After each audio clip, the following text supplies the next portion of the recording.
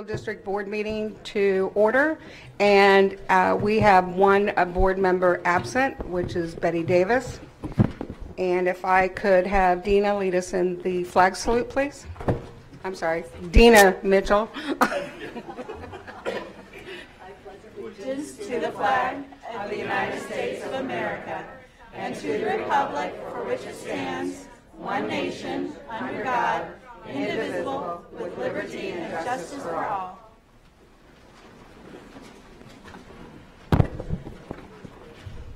So at this time, this is usually a statement that's read by our student representative who is not with us this evening.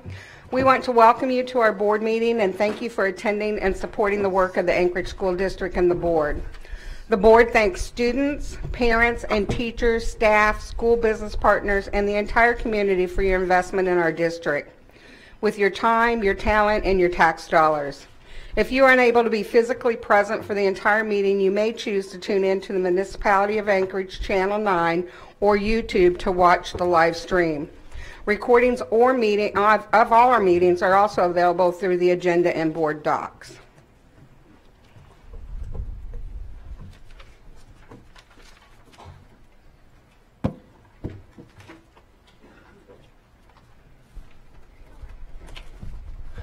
So at this time,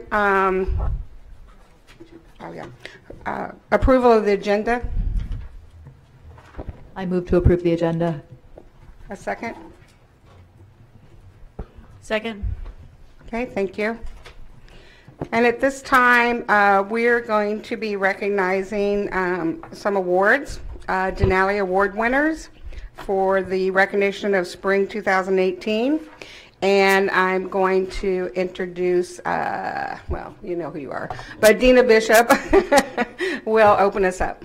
Thank you, Madam President. The next item on the agenda is ASD Memorandum 154, recognition of Spring 2018 Denali Award winners. School board members Alisha Hilde, Elisa Snelling, and Andy Holleman will read the memo. Would Susie Spackman, Roger Baker, Jared Gortner, Byron Lewis, and Harvey Watson please come forward?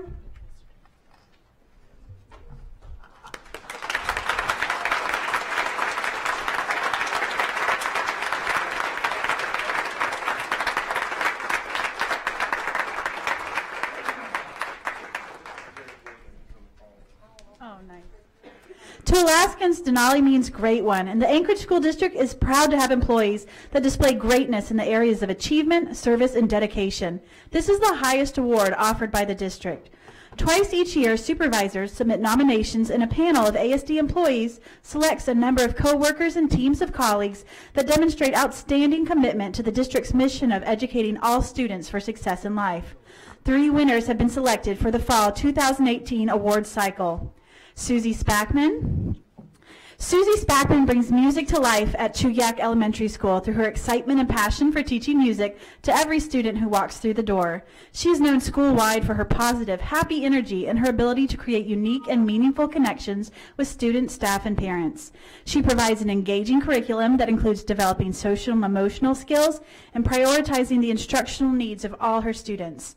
Several parents who describe their children as shy or sensitive commended her on her caring approach, which has been a positive influence on their confidence and love of music. Ms. Spackman incorporates movement, drumming, and dance to every child engaged while providing a culturally responsive musical education by incorporating musical styles from around the world. She regularly collaborates with her colleagues and coordinates her music lessons with classroom teachers' units on people and cultures the students are learning about. She also partners with PE teachers for a gym music unit, a student favorite that combines physical education and music. Her dedication to improving the academic environment for everyone at Chuyak is evidenced by her contributions when it came time to develop the school's master schedule. Her out-of-the-box thinking and collaboration skills were especially noted as being instrumental to the success of the project. Her principal wrote of her, she's an expert in her field, a highly collaborative colleague, and is truly changing the lives of the countless students that have the pleasure of stepping into her classroom.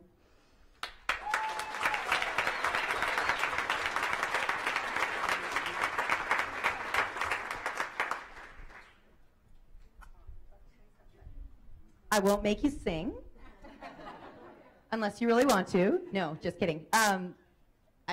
Thank you. It's very much an honor. And I will say, Susie, it kind of looks like you've got your bodyguards. All right. Roger Baker. After only 1 year at Golden View Middle School as their safety and security specialist, Roger Baker is already viewed as a trusted advocate for students and someone who goes above and beyond to improve safety across the school campus. One teacher describes him as a trusted friend, counselor, calming presence, and valued team collaborator. He builds relationships with all members of the school's learning community and has an affinity for making connections with some of the most challenging students. His calm and thoughtful manner is an asset whether he's assisting students, teachers, or parents. Of particular note was the praise he received for his ability and willingness to develop a good rapport with special education students. He is often sought out to help with students who are experiencing behavioral or emotional challenges during the school day. Baker also led the way in improving the safety and efficiency of the school's parking lot and drop-off pickup areas, which experiences very high usage and had been the source of many complaints. After researching best practices on traffic flow, signage, marking, and lighting, the implemented changes have been very well received by everyone who comes to the school. Whether he's out in the parking lot directing traffic, assisting a student with a locker, or finding equitable solutions to disciplinary problems, Golden View's principal feels that Baker's collaborative approach has immensely contributed to the quality of our school experience for students, staff, and parents.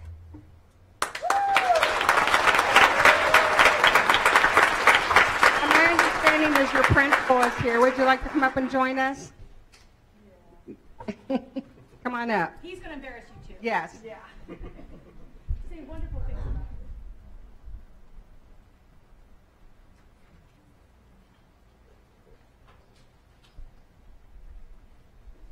I'll let you embarrass them, and then he can say a few words. Oh, thanks. I can say many things, but Roger is truly a gentleman. He is a man of the people that I've met very few people that have the love of children that he exhibits every day.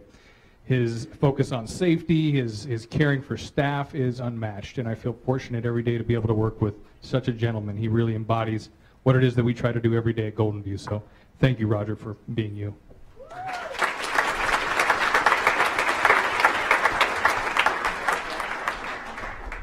Thank you, and with the utmost gratitude and appreciation, I thank you for receiving this wonderful award. I couldn't have done it without the school that I represent and the environment every day that is about the kids every moment of every day, and I couldn't be more appreciative of being there. Thank you.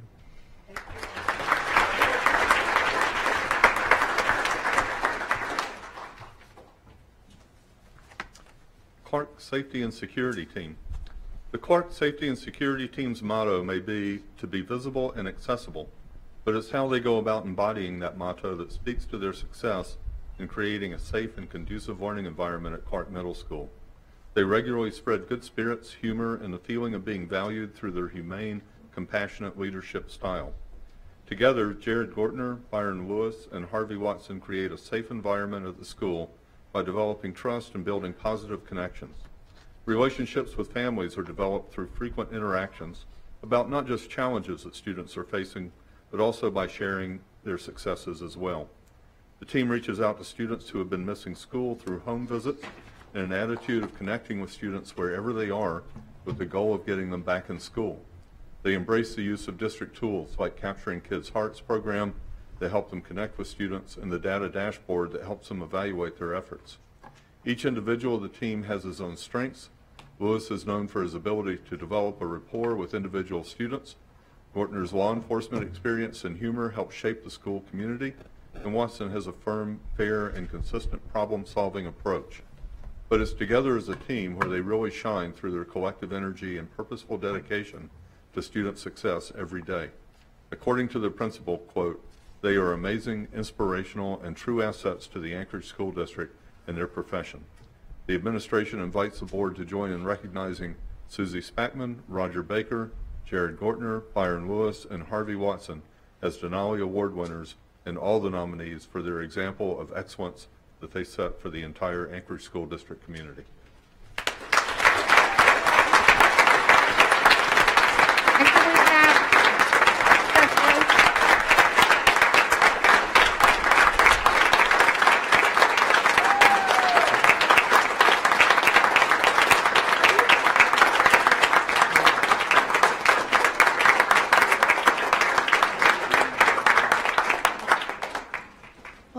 invite my other team members up, my colleagues, Mrs. Maples and Mr. Inch. The administrative team is here to support our safety security team, and the letters were spoke very diligently about their commitment to our school, our community, and to our students. Every day they are capturing kids' hearts and extending every bit of what they have to all of us, and we just appreciate them so much. They just go above and beyond. I'm just going to say a few things. Mr. Lewis and his son, can you stand up for just a moment? His son is off, going to college. Yep, you need to come up as well. And this is how it extends out to the family. So I got the little message that Mr. Lewis and his son were up on Saturdays, and they were raking leaves and putting them away secretly. It was just not a thing that was above, and it's just a family affair of where the family embraces all of us at Clark Middle School, and we're just a unit together. And the same for Mr. Watson. Mr. Gordner is on the phone right here, FaceTiming in. His father is really ill, and he had to travel out of state to take care of him, and we told him that we would FaceTime him in. But it's a family affair. We appreciate them so much, and thank you for joining in with us and acknowledging their service and their commitment. They are ASD, and they represent them well.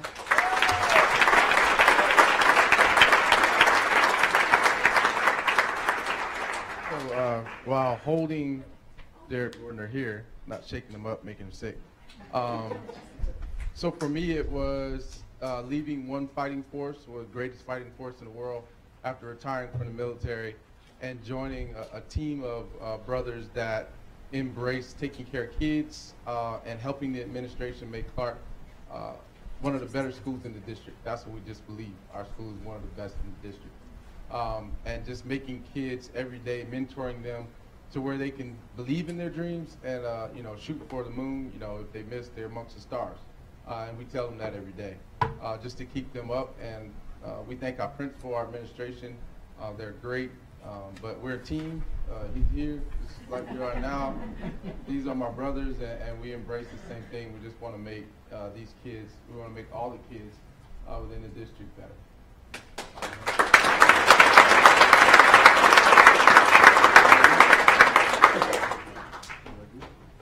Brother Lewis said it all, so I just want to say thank you to Clark and staff, Mrs. Williams, for creating an environment for us to be successful in. That's what it's about for me, just being able to come. It's not even work, really. You come to school every day, look at these kids, and you're trying to help, trying to make a difference in their life. And I'm just thankful for the environment at Clark. So we do have assistant principal, sorry. Good evening, everyone. I would have spoken earlier had I known that was what we were going to do, to talk about our fantastic teachers and folks that work at our schools. We're lucky across the board to have just such phenomenal individuals. So Mrs. Spackman is our music teacher at Chugiak Elementary. We're K-5, and we have over 500 kids. We're a very large elementary school, and she knows every single kid's name. Not only does she know that, but she knows something about them. And so she brings music to life. And today we had our talent show that was it started at 9:30 and it ended at 3:30. I'm not kidding. That's our talent show. And on Friday, she led a performance for all 500 of her kids. And one time, I even had to apologize to the fire marshal for how many folks we had coming to our performances that are led by Mrs. Spackman. So it's neat to have music enrich our lives, and she does a really phenomenal job at that. And so thank you, Susie. And thank you, everyone, for all the great work that you do. It's great to close out the year on this note.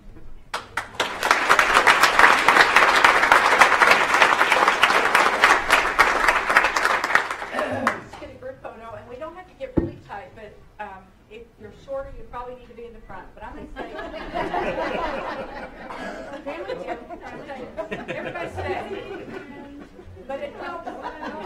If you think about it, if you can see me, I can see you. Okay? Okay. And it doesn't have to be jammed in. Just give us a little bit. I'll be behind you. All right. No argument. I got everybody. Can you see me? I can see you. Almost. All right. Thank you.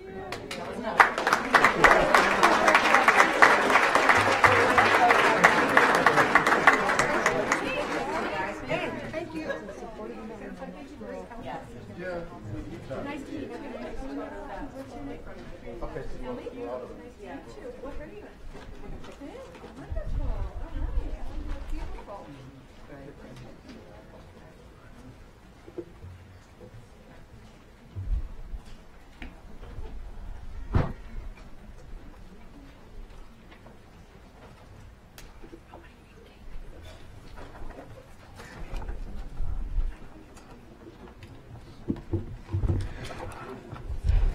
Okay, at this time, we are ready for public testimony, and I just need to read a little statement here.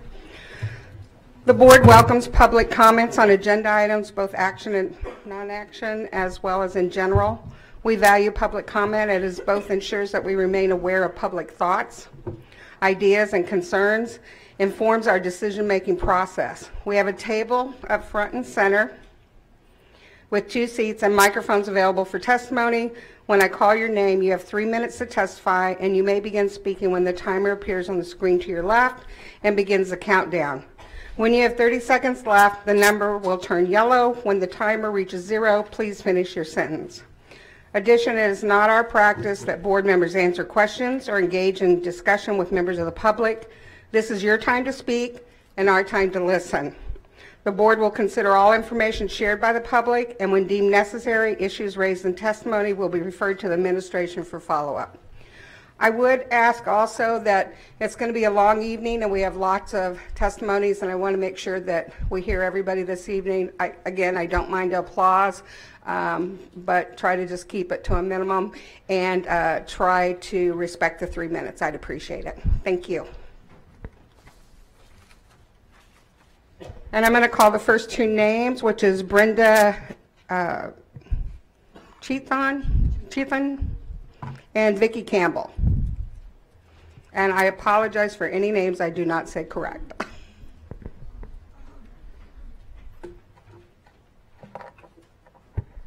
And Brenda, you may begin when you see the time. Greetings, President Marsett, Dr. Bishop, and esteemed school board members. My name is Brenda Cheathan, and I'm principal of Orion Elementary School. I'm here tonight in regards to the proposal to close Orion School put forth by Western Demographics at the April school board meeting.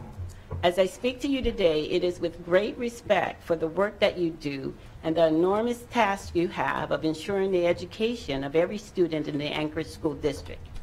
As the building administrator of Orion and as part of the larger Orion school community, I recognize that each year tough decisions are made on how to allocate resources and which programs to fund or cut.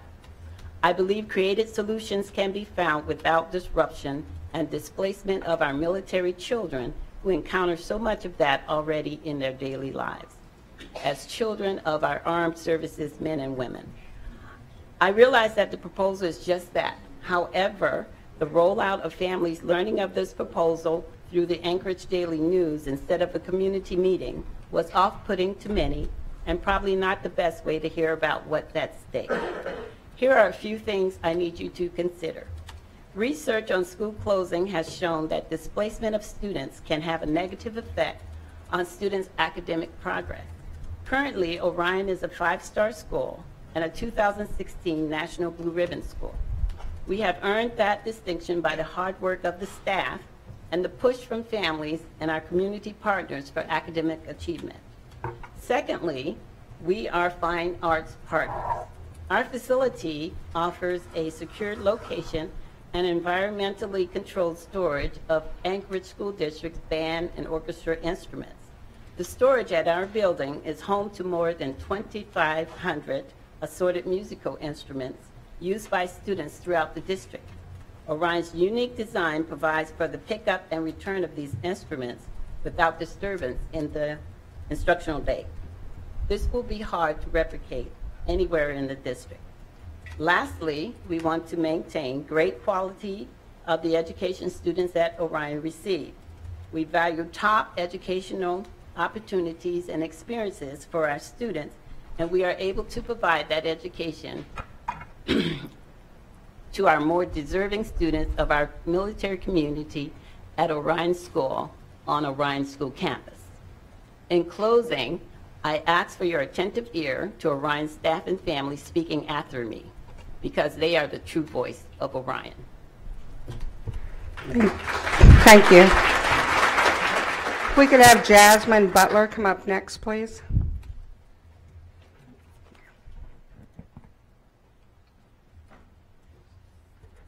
And you can begin, Ricky. Thank you. Good evening, President Marsett, Dr. Bishop, and school board members. My name is Vicki Campbell. I am an instructional coach at Orion and Aurora Elementary Schools on J. Bear.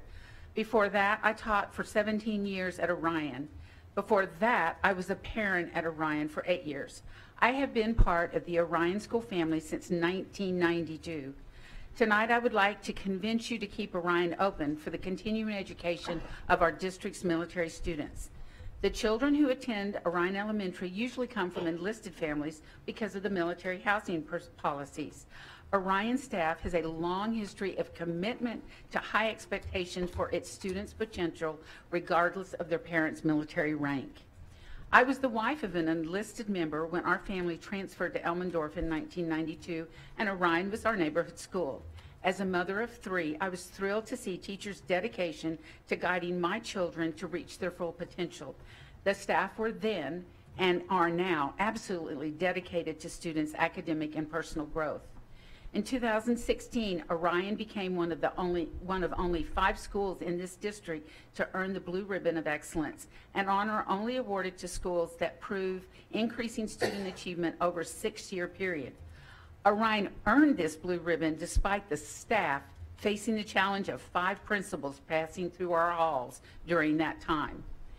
When the military families transfer out, Orion is a standard that they judge other schools by. 3 weeks ago, I received a package from a former parent that included a thank you note to 5 different teachers at Orion. This particular family moved away more than a year ago. I read to you now their note to all the staff. Orion friends, with Teacher Appreciation Week approaching, we wanted to reach out and say thank you for being a school we miss and compare all schools to. We don't know what we would have done in Alaska without an amazing school to support our big family. We hope the school year is going well. Brittany and Casey Raines, and I have their permission to read that note to you.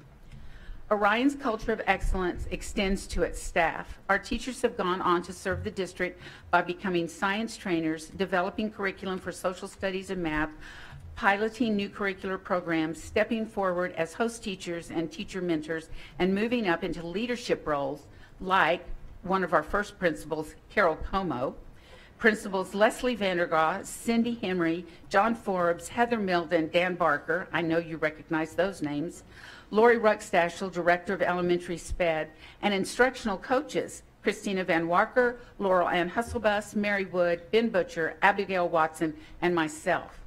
We have had National Science Award winners on our staff and currently have Jenna White, a PE Teacher of Year and the Milken Award winner.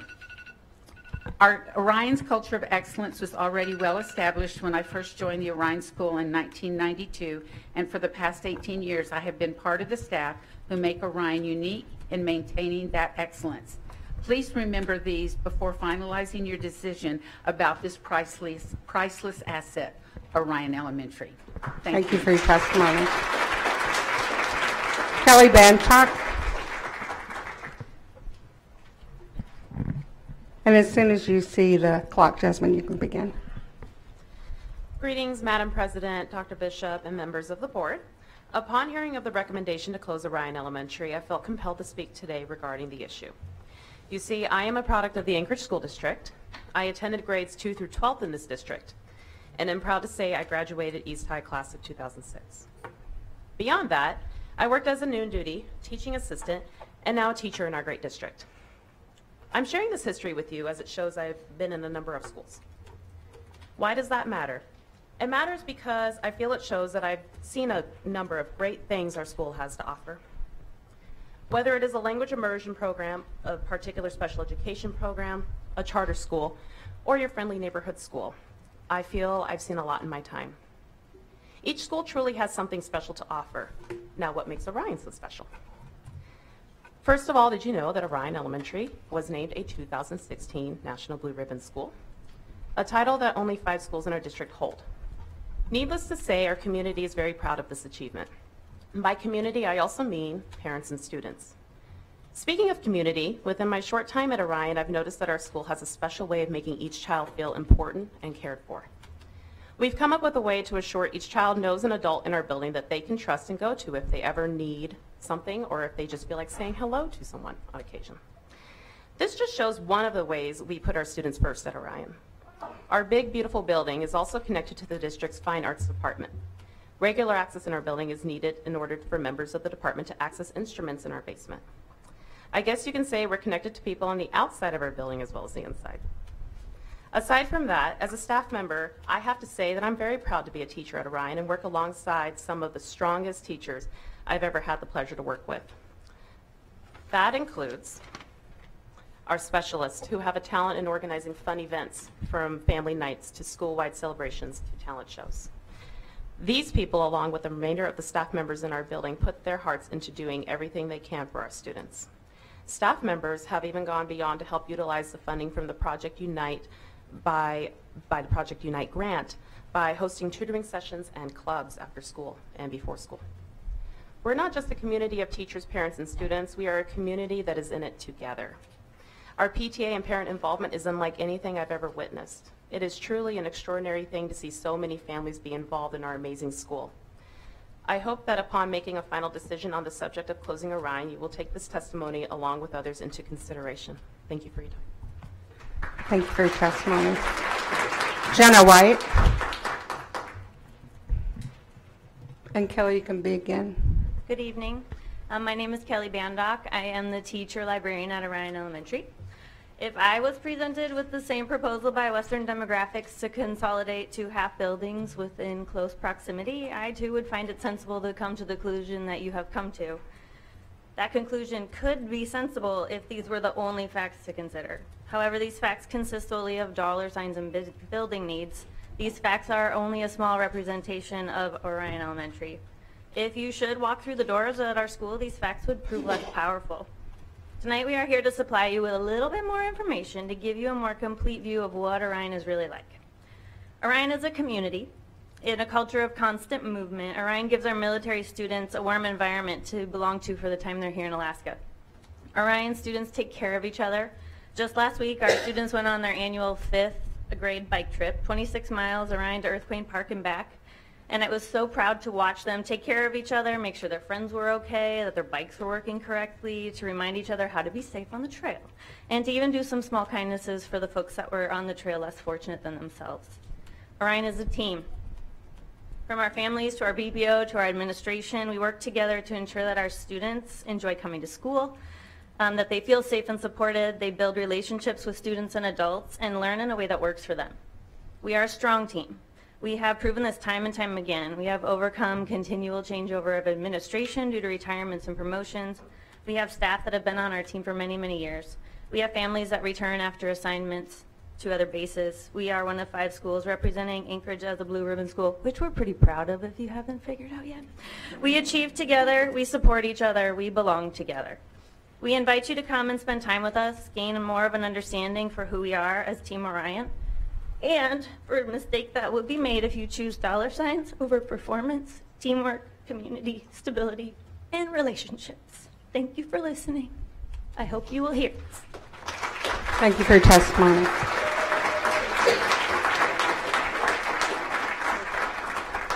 If we get a Cherry Galloway, come up on the next one. And before you start, Jenna, could we have the boys introduce themselves? Sure. You want to say who you are? Robert. Mm-hmm. I'm in kindergarten. I'm Ray Butler, 3rd grade. Thank you. And you can begin when you see the clock. Good evening. My name is Jenna White, and I have been the physical education teacher at Orion for the past 9 years. I'm here to testify in opposition of the proposed closure of our National Blue Ribbon School. I only have 3 minutes, but I can quickly give you 300+ reasons that our school should remain open. Please look at the faces of these young students from military families and know that this decision is about more than dollars and cents. It's about real kids with hopes and dreams who face fear and uncertainty as a regular part of their lives. Orion is truly a special place. When you step into our school, you will feel a palpable sense of community. Students waving to their friends and teachers in the hallway, eager to say hello, tell a funny story, or share that their parents are coming home from deployment soon. It is not uncommon to see an older student helping a younger one tie their shoelaces or walking them to the nurse after a fall at recess, hand in hand. If a child is upset, you can bet there will be more than one Orion student there trying to make sure that they are okay. It is a place where we belong to one another, teachers, staff, students, and families all. It is a place where students feel a sense of community and belonging, which is so vital for the success of military children. It is a place where students know their teachers care about them and where teachers and parents work alongside one another to ensure student success. It is a positive place where students are succeeding academically, socially, and emotionally. It is a school where the staff refer to the students as our kids because we truly believe that they are. The staff at Orion work very hard to cultivate this kind of community in every classroom. Our specials teachers support the SEL messages taught by the classroom teachers through integration in our physical education, art, music, and library programs. We have wonderful counselors and support staff who work diligently to make sure that any student who is struggling is heard, cared for, and supported in a way that will help them find their way to success. We understand that kids who are connected to their school community are more successful, which is why our dedicated teachers offer a variety of after-school opportunities that encourage children to make friends, set goals, and grow into their full potential. For example, we have an awesome running club which runs for 6 months of the school year. We run together twice a week and participate in 11 5K races throughout the community. Parents participate alongside their children, allowing both kids and families to make connections with one another. We offer ski club, robotics club, homework club, knitting club, bricks for kids, and participate in the Battle of the Books program. Our fabulous PTA hosts monthly events where students and their families are invited into the school for movie nights, bingo, dance parties, and much more. All of these things bring our school community together and contribute to the happiness and well-being of our students. Please take another look at these faces. They are the faces of not just our kids, but our nation's kids. They belong to our United States Army and Air Force families, the brave soldiers and airmen who sacrifice every day for our country. These kids, too, know about sacrifice. They sacrifice years away from their parents during deployments. They sacrifice stability for a lifestyle of repeated transitions from base to base, state to state, and country to country. They often live thousands of miles from their extended family, and sadly, sometimes they deal with unfathomable grief and loss that most of us will never know. The Anchorage School District has always prided itself on making decisions that are in the best interest of its students, putting student success and well-being above everything. It is what makes ASD a great place to learn and a great place to teach. Please keep this in mind as you are making the decision and choose what is in the best interest of these kids, which is to keep our school open indefinitely. Thank you. Thank you for your testimony. Mandy McConnell. And Jerry, you can begin. Thank you. Good evening, Madam President, Dr. Bishop, and board members. My name is Cherry Galloway. I am a kindergarten teacher. I am Robert's kindergarten teacher at Orion Elementary School, and I am here to testify against the proposed closure of Orion Elementary. 5 years ago, I started my education journey within the Anchorage School District. I ended up getting placed at Orion Elementary School in 5th grade. Right off the bat, as a new educator, I noticed how close-knit the staff at Orion were. They collaborated across grade levels, worked with parents for after-school activities so to better enrich the students' learning experiences. After my student teaching, I was lucky enough to be hired at Orion, and I have been at Orion ever since. Orion staff embodies a positive school climate for staff and students.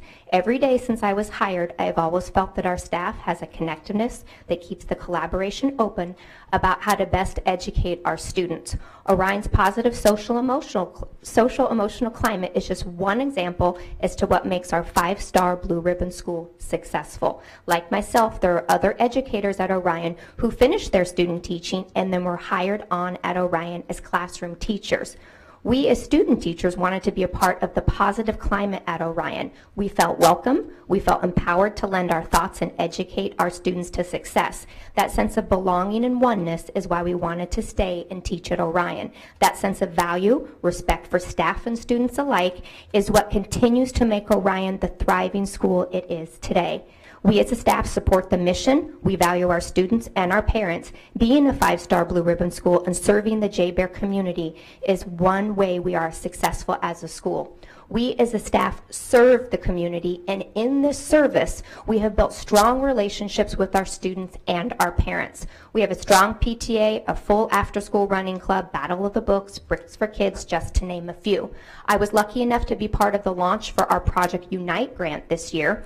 We as a staff and school launched our grant school-wide with morning tutoring, knitting club, and after-school tutoring. We were the only base school to launch our grant on a full scale. We believe in the success of our students, and we support them and their continued learning each and every day.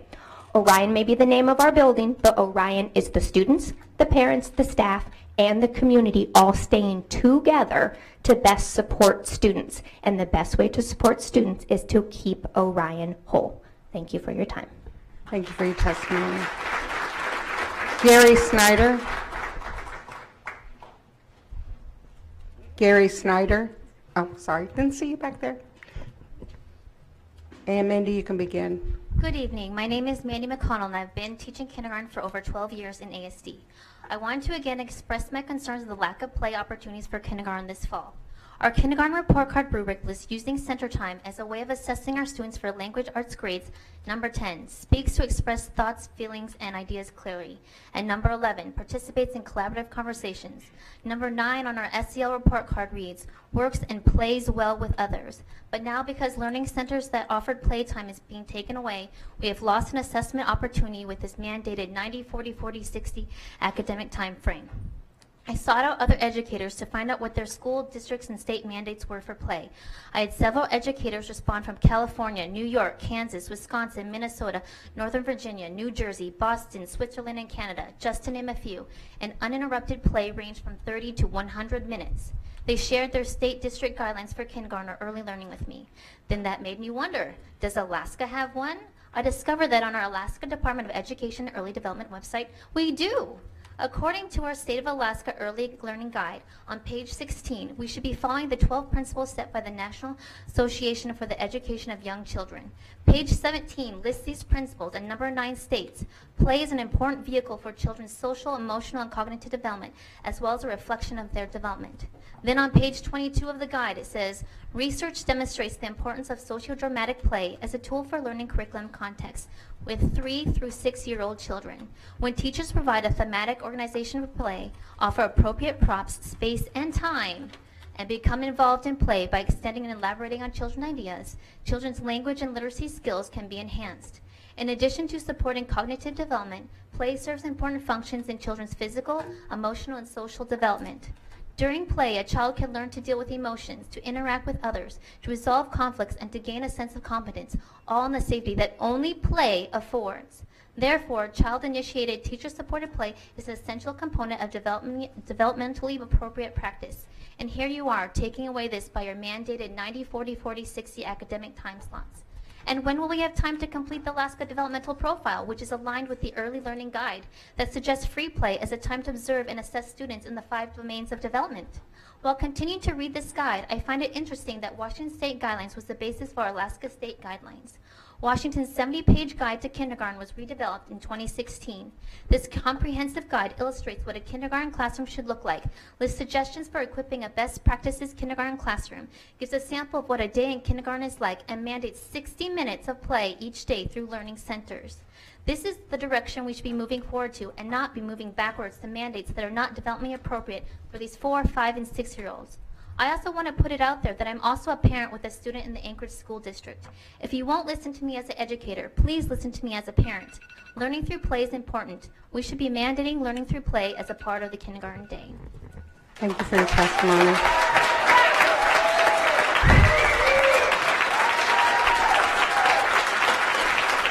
Dana Jarrett.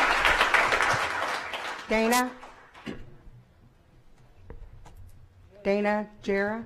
Oh, there you are. And you can begin. I am Gary Snyder. I teach a class titled Healthy Relationships and Sexuality Education at East High, and I have 2 teenage daughters in the ASD schools. I understand the board has taken recent testimony from those who wish to limit access to sex education in ASD and to encourage strict enforcement of the state law HB 156 passed by the state legislature in 2016. While we can't do much about the state law here, I ask that the Anchorage School Board continue to support quality, comprehensive, non-judgmental, and age-appropriate sexual health education for our students. I speak from my experience teaching sexual health to 11th and 12th grade students since 2011, when the ASD board approved the class I currently teach. Since then, I've taught comprehensive sex education to approximately 800 diverse students at East High. I also speak as a parent. I don't speak from an ideal of what the world should be, or how I want it to be, or wish it should be, but what it actually is for many of our students. We need more sex education in Anchorage schools, not less. We need more support navigating the state law imposed by HB 156, not less. Some claim that parents should teach sexual health, not schools. The fact is, this rarely happens. Every semester, I ask my students how many of their parents have had the talk with them. These students consistently tell me it is only 20 to 30%. So, 70 to 80% of my students who have obtained parent permission for my class have parents who ignored the subject. When I do speak with parents, they are almost universally grateful that I am teaching this class. I am proud of the fact that many of the parents tell me their students will talk and ask questions more openly with their parents after taking my class. Participating in formal sexual health classes breaks down the taboos to talking about sex, allowing students comfort in getting more information from parents, and one day discussing sex deliberately with their partners. The ASD motto is educating all students for success in life. Students' success in life depends on their sexual health and knowledge. Teen pregnancies, STIs, sexual shaming, unrealistic media images, and relationship drama all contribute to lower attendance and graduation rates. Students need help learning to navigate these issues. Graduation and future success rates for the ASD teenagers who get pregnant are low. We know this. If we don't educate about the physical and social emotional issues surrounding reproductive health, then none of us are following the ASD motto. Research consistently shows that comprehensive sex ed leads to better health outcomes for teenagers. According to the CDC data, for this decade, by age 19, roughly 2/3 of unmarried teenagers have had sexual intercourse. Whether we like it or not, kids are having sex. That is reality. If we don't teach students about sexuality, they are unfortunately not learning it from their parents, but from the internet. The average age that a boy in America first searches the internet for porn is 11, and my students, even the ones from Christian primary schools, back this statistic up, telling me it is usually in the 5th grade. My daughter told me she has seen kids watching porn on phones during class. If we don't have comprehensive, balanced sex education in our schools, our students will think pornography is normal, safe, and desirable. This is basically where the majority are learning about sex now. That is a reality, whether we like it or not. Our students are starved for real information. My students tell me my class should be required at all schools, and they encourage their friends to take it. There is a small, vocal minority of adults in Anchorage who don't want sex education in our schools. My experience tells me there is a large, relatively silent majority of our parents who do want it. Please do not exclude the majority of our students from being educated for success in life because of the idealistic views of a vocal minority. Thank you. Thank you for your testimony. I know I'm over my time limit. I've got a letter from a recent graduate I'd like to share with you guys, or I could read it. It's one paragraph long. It's up to you. I just shared with us. Okay. We have a long note. I got you. Natalie Jutsky. And as soon as the clock begins, you can be. Good evening, President Marsett, Dr. Bishop, and school board members. My name is Dana Jara. I am a teacher at Orion Elementary on Joint Base Elmendorf-Richardson. I'm here to speak against the proposed closing of Orion. I understand this is just a proposal and nothing has been decided. I'm simply here to give some perspective, as so many others have, about Orion, its history, and community. Orion is situated on a military base, and its population might be considered to be transient, but this is a mischaracterization. While our student population might not be the exact same year after year, our amazing staff strives to provide stability to our community. Many staff come to Orion and stay for many years, oftentimes a majority of their careers, thus providing stability to the students and their families who come to us. Some staff come to us as student teachers and substitutes, then stay to become full-fledged staff members. Some staff we have are military spouses who come to be a part of our Orion family, no matter how briefly they are with us. Some have even deeper roots who have connections to Orion that stretch back many years, like myself. My grandfather, Henry Bryant, was superintendent of Elmendorf schools in the 60s. My mother, Jan Niebert, and my aunt, Deanne Jones, both taught on base at Mount Spur and Orion Elementary schools. I have lived in Anchorage my entire life and attended school on base at Mount Spur. I started my teaching career subbing at Orion for several years before becoming, luckily enough, a teacher at Orion Elementary. I have been teaching there for over a decade, and I would really like to end my career there as well. This sense of family extends to our students, such as Natalie, as well. I often hear students talking fondly of past teachers, past projects, and past classes. Even when teachers have had to leave our family, students remember them, talk about them, and ask about them. I don't understand the reasons for this proposed closure of Orion, but I do understand that change can be hard. Our school always aspires to be a constant for its families, a place of community, safety, and learning. The staff at Orion remains steadfast in our commitment to our students and our families. Thank you. Thank you for your testimony. Tanya Levies. And Natalie, you can begin as soon as you see the clock over there. My name is Natalie Tutsky, and I'm in 4th grade at Orion. Stuttering is something I do. I'm learning to talk in an easy way. When kids laugh at me because of my stuttering, it makes me sad, mad, and embarrassed. What I have to say is important. The kids at Orion are nice. They give me time to say what I want. Everyone, the kids and the teachers, give me support and are helpful. Orion is the school I want to stay at. Please think about the things I've said. Thank you. Thank you, Natalie.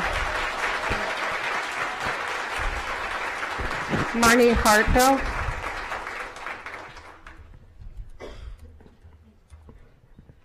And you can begin, Tanya.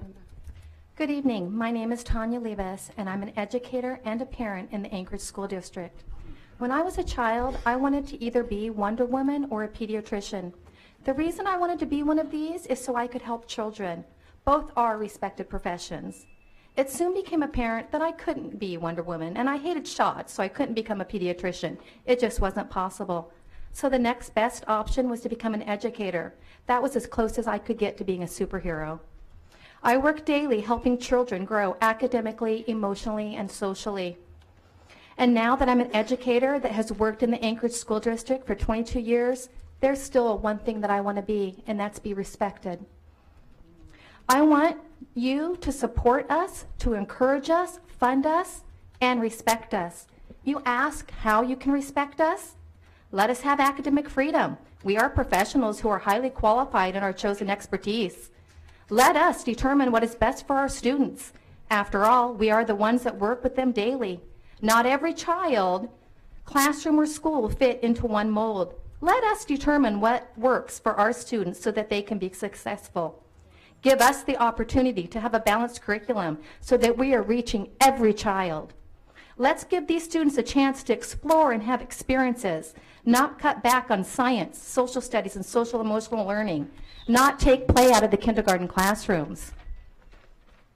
I've always loved being a teacher. I've worked in this district for 22 years, and however, this year, I've never witnessed such low morale, teachers feeling unworthy, unsupported, and unheard.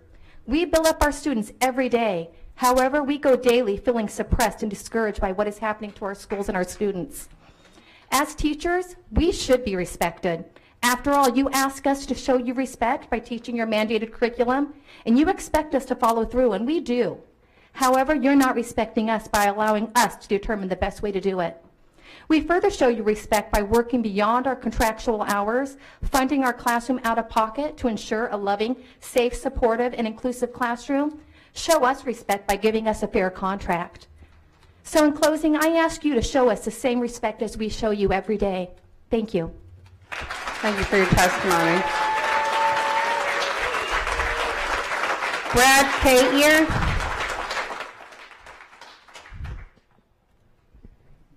There you go, Marnie. My name is Marnie Hartell. I am Vice President of Programs for Anchorage Education Association. I am also the full-time tech collaborator at Bartlett High School.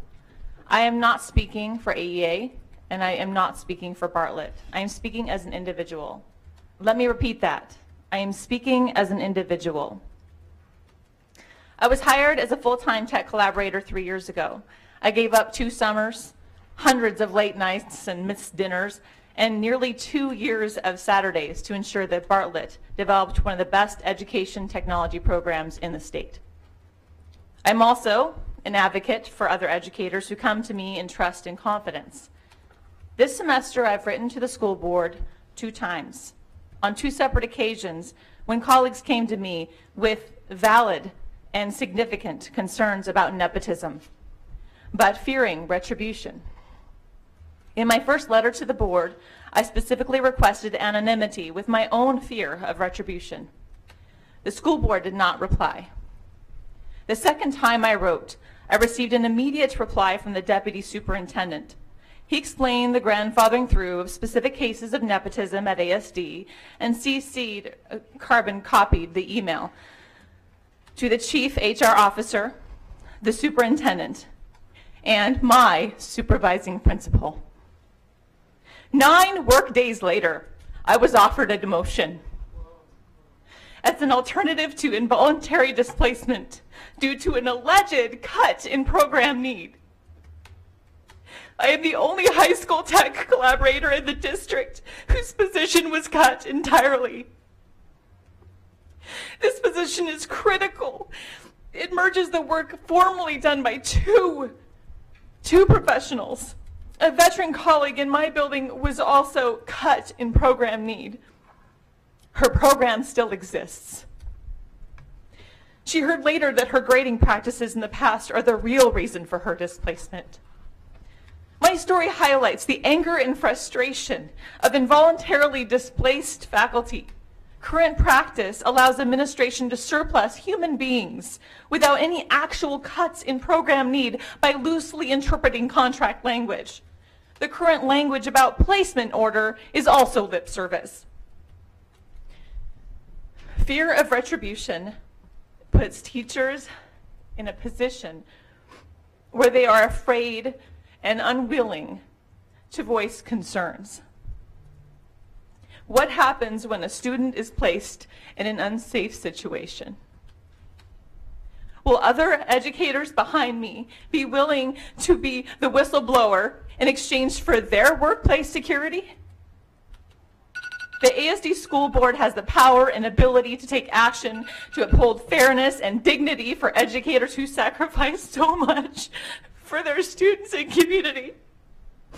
I have just one more thing to say. It's time for ASD to allow the bargaining process to become open to the public.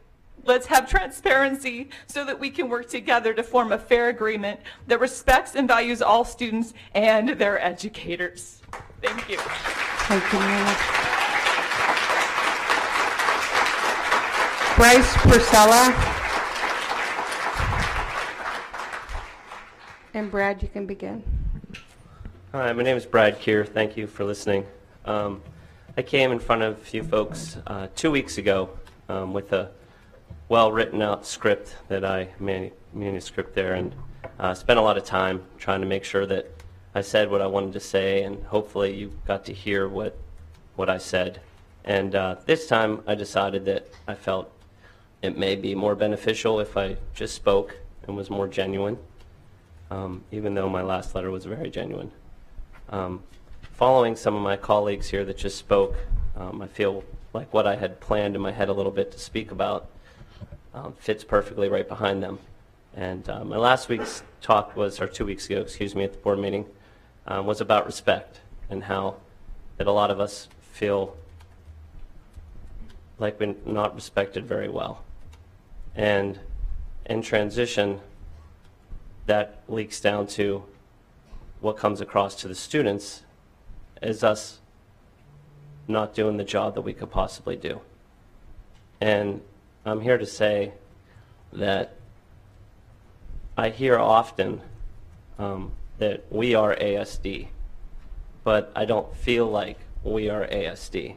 I feel like we are told from the top down administration what to do and how to act, but our voice isn't really heard. And I hear from other administrators that, you know, the teachers teach and we're the most important, but yet we're mandated and handcuffed to teach what we're told to teach. And I just wanted to express, the last thing I'd like to say is that I really, really feel like we need a change. Instead of being from the top down administration, we need from the ground up and all work together, because in reality, the whole reason why I believe any teacher got in this profession, or hopefully all of you are in this profession, is because we're here to help students. And I don't feel like we're accomplishing that like we could be. So I sit here before you tonight and saying that if we don't have a fair contract, then I'm willing to vote to strike next school year. Thank you. Thank you for your testimony. Megan Card, and you can begin. Board members, Superintendent, thank you for your time today. First off, I would like to thank Starr Marsett. I don't know if she was speaking on behalf of the board or herself, but I emailed the board last night asking them to join us on the street and to talk to educators, and she was the only one to reply. Ms. Marsett, thank you for your reply. I truly appreciate your words and the sincere desire you communicated in which you expressed your want to talk to educators on the sidewalk. I'm deeply sorry your meetings prevented you from doing so. I believe it would have been a very valuable experience. I don't want to take a lot of time right now. There are countless others who are testifying tonight, and they will, as Andy Holleman was the only one to point out at the last board meeting, give great and insightful testimony tonight. In addition, Andy said something very important at the last board meeting that I feel needs revisiting.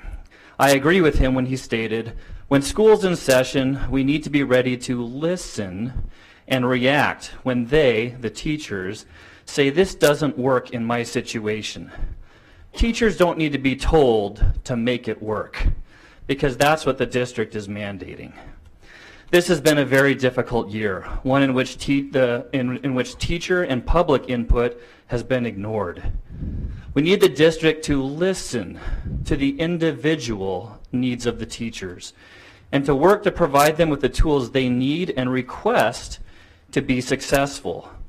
We do not need the district telling educators what they need based on poorly correlated data. Please engage your educators. Listen to them. Don't wait for them to come to you. We hope this new way of engagement will be reflected in our new contract. If the district does not engage educators by coming back to the bargaining table in a timely manner, does not address the issues of academic freedom, and if the demands of the AEA proposal are not met, I am willing to strike or take other job action in the fall. Thank you. Thank you for your testimony. Linda Magiel. Linda? Oh, there she comes. And Megan, you can begin. My name is Megan Card. I've taught everything from algebra to Science 8 to drama at Greening Middle School. Tonight I have many things I wish I could talk about, and I would like to again encourage Dr. Bishop, school board members, and district leaders to sit down and dialogue with teachers. There are a number of issues going on that leadership seems to be unaware or unreceptive to. Despite the fabulous work our teachers do, it feels as though teacher voices are ignored, and we are not trusted to make big decisions for our schools. Decisions are made with little to no input from those who work with students day in and day out. Who is making these decisions and why? Why are so many decisions made, implemented last minute, and with little to no communication? This year, middle schools were required to have an 8-period day to accommodate an MTSS class. 2 weeks into school, at back to school night, I was put on the spot with parents who had never heard of this big change, and I had to try to explain a program that I myself knew almost nothing about and that I was making up curriculum for on the spot. Then this year we added Lions Quest, but we didn't get trained on the program until the end of September, and then had to roll it out in our classrooms that next week. ASD seems unwilling to communicate that in most, if not all, middle schools, the middle school model is gone next year. The response from administration has been, schools chose their own schedule. This simply isn't true. I was on the scheduling committee for our school. The usual model of 5 of 7 for middle school was not feasible based on reductions of FTE. Our class sizes would have been in the 40s or higher. Most schools were told by their principal which option the school would pursue for the 2018-2019 school year. If there was a vote, it was only between two options, and neither of these options was the top option staff wanted. When these committees were formed, it was implied we would have a voice in what schedule to pursue for our school. After giving up a few class days and working overtime to prepare for subs, this proved to be a mirage. I hope the board is aware of the perception so many teachers have that teacher opinion is not valued. When parents voice concerns to us about school issues, we ask them to voice the concerns directly to admin as we feel teacher voices are ignored. We continue to feel more ignored and undervalued when the district won't agree to open bargaining, will increase salaries for administrators but not us, and won't even provide a date for when we can expect negotiation to begin while our current contract expires June 30th. I had the honor of attending the 2018 BP Education Awards a couple of weeks ago along with my husband. After all 8 honorees had been introduced and the highlights of their teaching talents read, my husband leaned over to me and said, "So the qualities of all these honorees are the exact things the district is not promoting in the classroom?" He was referring to the fact that every teacher recognized was commended for their ability and commitment to develop meaningful relationships with their students. Data wasn't mentioned, not once. These teachers were honored for their innovation and focus on individual student needs. These are the kinds of teachers we need for education to be successful. We don't need them to be forced into canned curriculum or to overburden them so they no longer have time to develop those relationships. This leads me to our final point. When is our district going to realize programs don't teach kids? Teachers teach kids. Just in the past few years at middle school, we've seen many DESA, Ames Web, and one state test come and go. We've had Q replace Zangle. I've lost track of how many changes in programs for teacher evaluations, numerous new curriculums come and go, last-minute implementation of Lions Quest and new website changes. Ladies and gentlemen, this list of stuff does not equate education. In fact, they actually interfere with education. Thank you. Thanks for your testimony. Kendra Vanilla Pando. I know I said that wrong. And Linda, you can begin when you see that. Thank you. Good evening, and thank you for allowing me to speak here today. My name is Linda Maggio. Our family has been a part of 7 different school districts, to include 6 elementary schools, 2 middle schools, and 2 high schools. In our 3 years here, Anchorage School District is our 7th. In our 3 years here, I've had a student in the elementary school, the middle school, and high school. I've been a very involved parent in all of the schools and have substitute taught in a few of them, including Anchorage School District. This has given me a perspective on how things work on the inside. It is fair to say some schools have been better than others. Our first year here, I was feeling like the Anchorage School District would fall into the better column. However, the 2017-18 school year has put Anchorage School District in the other column. I want to be clear. The teachers my students have had here in the ASD have been wonderful, engaging, approachable, dynamic teachers with a passion for teaching. What has put ASD in the other column is the curriculum. Both as a parent and as a substitute, I found this scripted word-for-word teaching method to be like an assembly line, where all students robotically enter a classroom and they all are supposed to learn the exact same thing at the exact same time and learn at the exact same progress. Even the questions the students might have were scripted. This is not a classroom that is inviting, engaging, or dynamic. This method leaves absolutely no room for the individual teacher, the individual student. People in general, but children in particular, do not fit into an assembly line. Each child has their own unique way of understanding and learning. It is the teacher that knows this best, not some overpriced, scripted textbook written by experts who likely use the flowchart of numbers and test scores to determine best methods. The fact that this assembly line curriculum is terrible is not the worst part. Clearly, the ASD has not listened to the wants and needs of the teachers, students, and parents. As I understand it, the ASD has spent a ridiculous amount of money on next year's elementary reading assembly line curriculum. It is important to have goals and benchmarks. The results you achieve by micromanaging the teachers may check all of the boxes, but that does not mean you are giving a student a successful educational experience. Let the teachers teach in the way they feel is necessary for the dynamic of their classroom. Let them teach so our students will have a passion for learning and want to go to school every day. Let the teachers teach so our youth will grow up to be productive members of society. With simply stated goals and benchmarks, step away from the assembly line and let the teachers teach. By doing so, not only will they achieve the goals and benchmarks, I argue they will surpass them. You might have guessed I'm a military spouse. Our family is leaving Alaska June 2nd. It is the military's expectation and our family's tradition to leave a place better than how we found it. That is why I'm here tonight. Thank you. Thanks for your testimony. Colleen Panzer. Colleen. Okay. And you can begin. Hi, my name is Kedra Villapando. I have 2 children that attend Orion Elementary, and I also am a member of the PTA board at our school. I want to first acknowledge the fact that I clearly understand that the decision to close a school can be anguishing, as it affects parents, communities, district personnel, and of course, our students.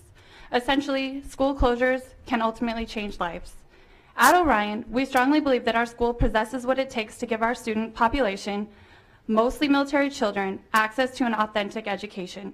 We are here to urge the district to take a finer look at the reasons for closure and to consider other feasible options rather than closing our doors.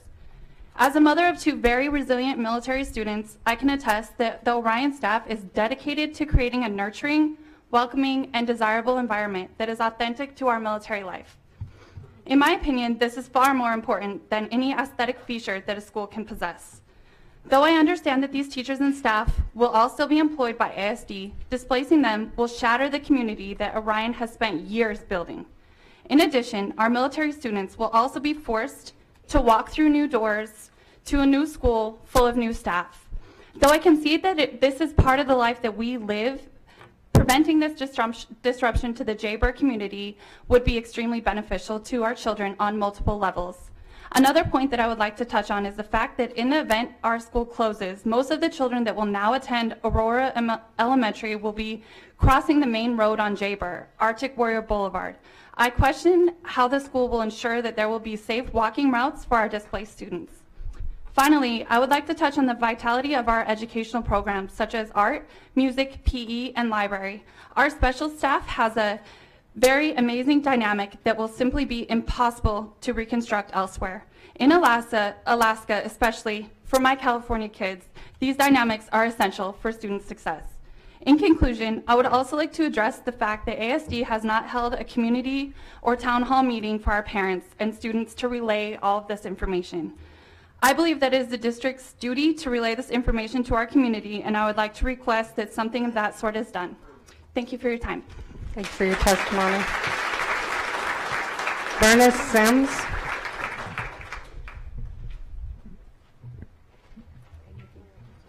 As soon as she gets clock up there.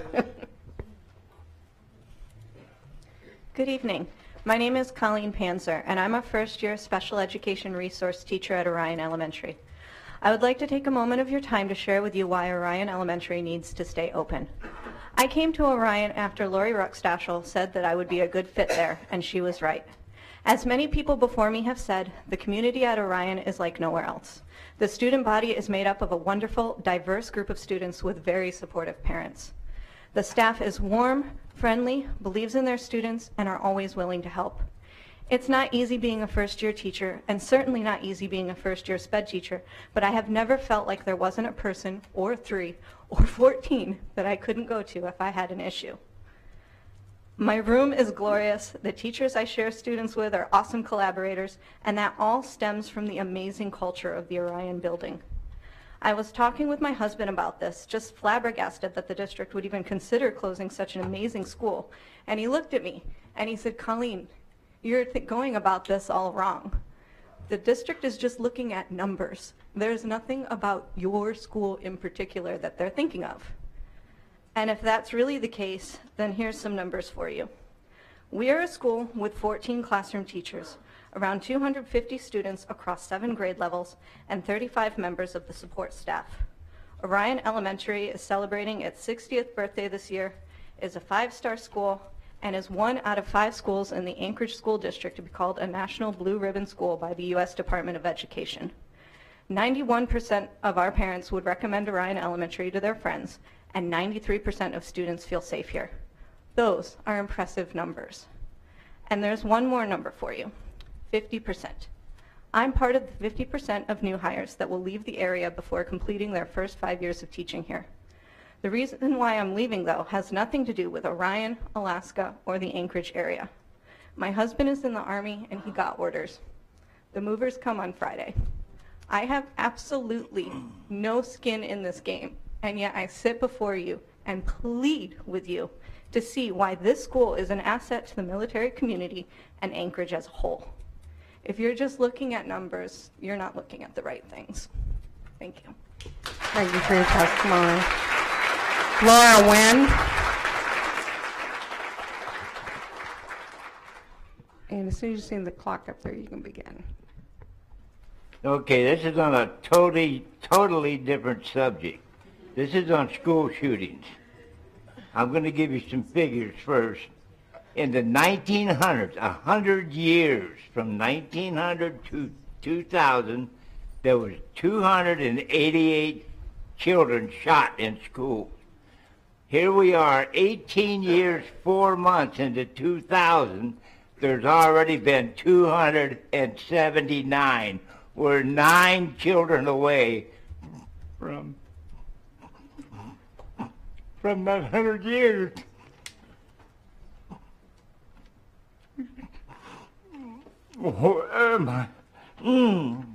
My suggestion is we put in magnetic doors at the schools. We can't do what Texas just did and think they have it under control, because they didn't. Before I came here, I just got off the internet. They're thinking some of the officers in that school, when they were having their gun battle, probably shot some of the kids. We gotta do something. We've had 2 threats in Alaska already, one last week and one about a month ago, a new chick. There was a kid right here in town that threatened to shoot up Diamond on one of the school buses. There's an article in the newspaper. Kathy has copies for all of you. And she's got some other paperwork as well to prove the figures that I just give you.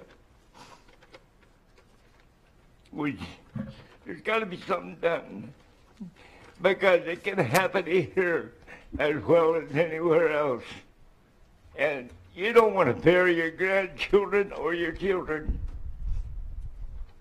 Please take an advisory and do something, and do it quick, preferably before next school season. That's all I got. Thank you.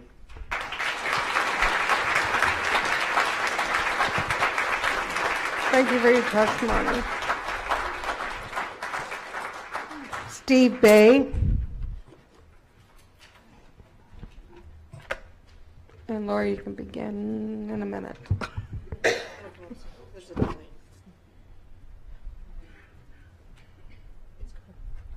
Good evening, Madam President, Superintendent Bishop, and members of the board.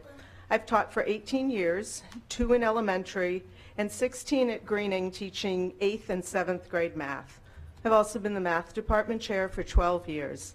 Tonight is my last testimony as a teacher, since I'm retiring this year. I'm not here to tell you about me, though. I want to talk about the amazing teachers I've had the privilege to work with at Greening and in district-wide committees and trainings. The Anchorage School District is lucky to have thousands of highly qualified, dedicated, and passionate teachers.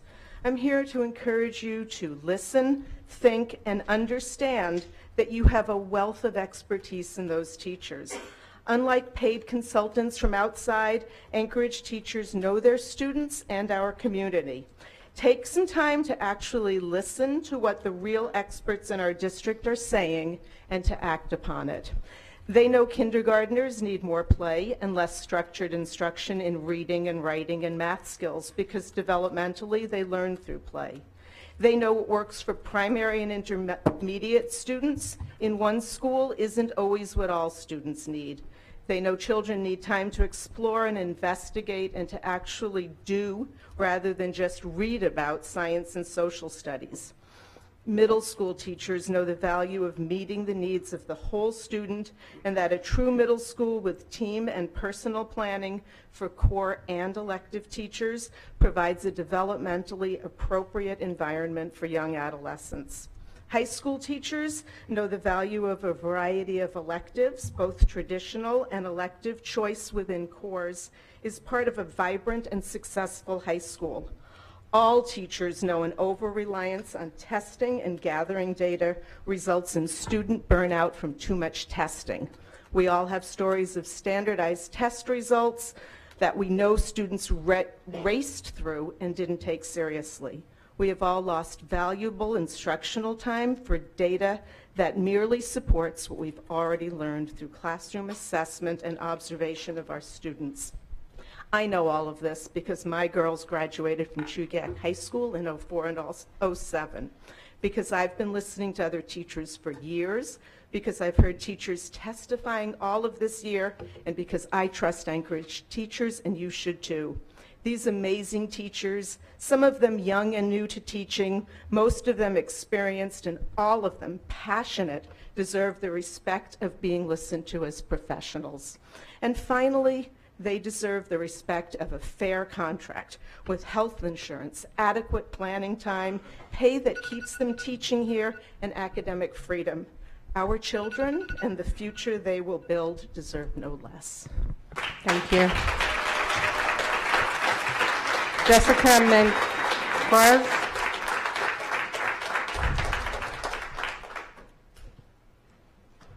And Steve, you can begin. Good evening all. My name is Steve Bay. I teach science at Greening Middle School. The Sea Perch remotely operated vehicle challenge began as one of the many simple projects found in the book titled How to Build an Underwater Robot by Harry Bond and Vicki Jensen, which was published in 1997. Sometime later, Thomas Cossey, an engineer professor, crafted a curriculum focused on underwater robotics to support ocean engineering at MIT. From those early beginnings, Sea Perch has transformed into an international competition. Imagine the possibilities this level of contest could provide our students. Why am I telling you this? In 2007, Janet Clark, Cali leader, and myself took it upon ourselves to develop the Sea Perch STEM project at Greening Middle School. We worked collaboratively together to build the Sea Perch remotely operated vehicle so we were prepared to guide our students through the process. We tailored the instruction manual to meet the needs of our 8th graders. We designed a student questionnaire that aided us in defining the ROV teams with students who had different skill sets. Furthermore, we developed job responsibilities so each team member knew their part in the team. Lastly, we developed a paycheck system to mimic a real-world business.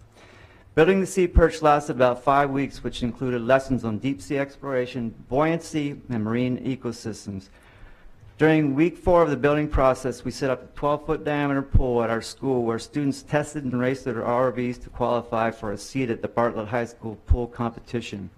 We engaged approximately 300 8th graders in the following manner. 30 ROV teams totaling 90 students were involved in racing. 40 more students were trained as timers, judges, scorekeepers, information specialists, and runners. Primarily, students managed the entire event under our tutelage. We included 20 of our 8th grade band students to play energizing music during the competition. The remaining 150 students cheered in the stands for their academic team classmates who were racing. Over the years since we started ROV, I encountered former students. Guess what they asked? You still do that ROV project? That was the highlight of my middle school career for me. Here's the point. We were able to do the STEM project for the following reasons. As a department, we had common prep time to collaborate. We had common team time to organize grade level events. We had flexible schedule we could block to accommodate this daunting STEM project. We had 3 science teachers at the 7th and 8th grade level. Now we have 2. We had academic teams in a middle school model, but that has been deteriorating. Unfortunately, next year we will no longer have the middle school model due to the choices made by the district. Maintaining funding and complete Maintaining and funding a complete middle school model is the only way we can employ engaging real-world, hands-on, high-level collaborative projects like ROV. Such projects are not possible under the junior high model. Thank you for listening. Thank you for your testimony.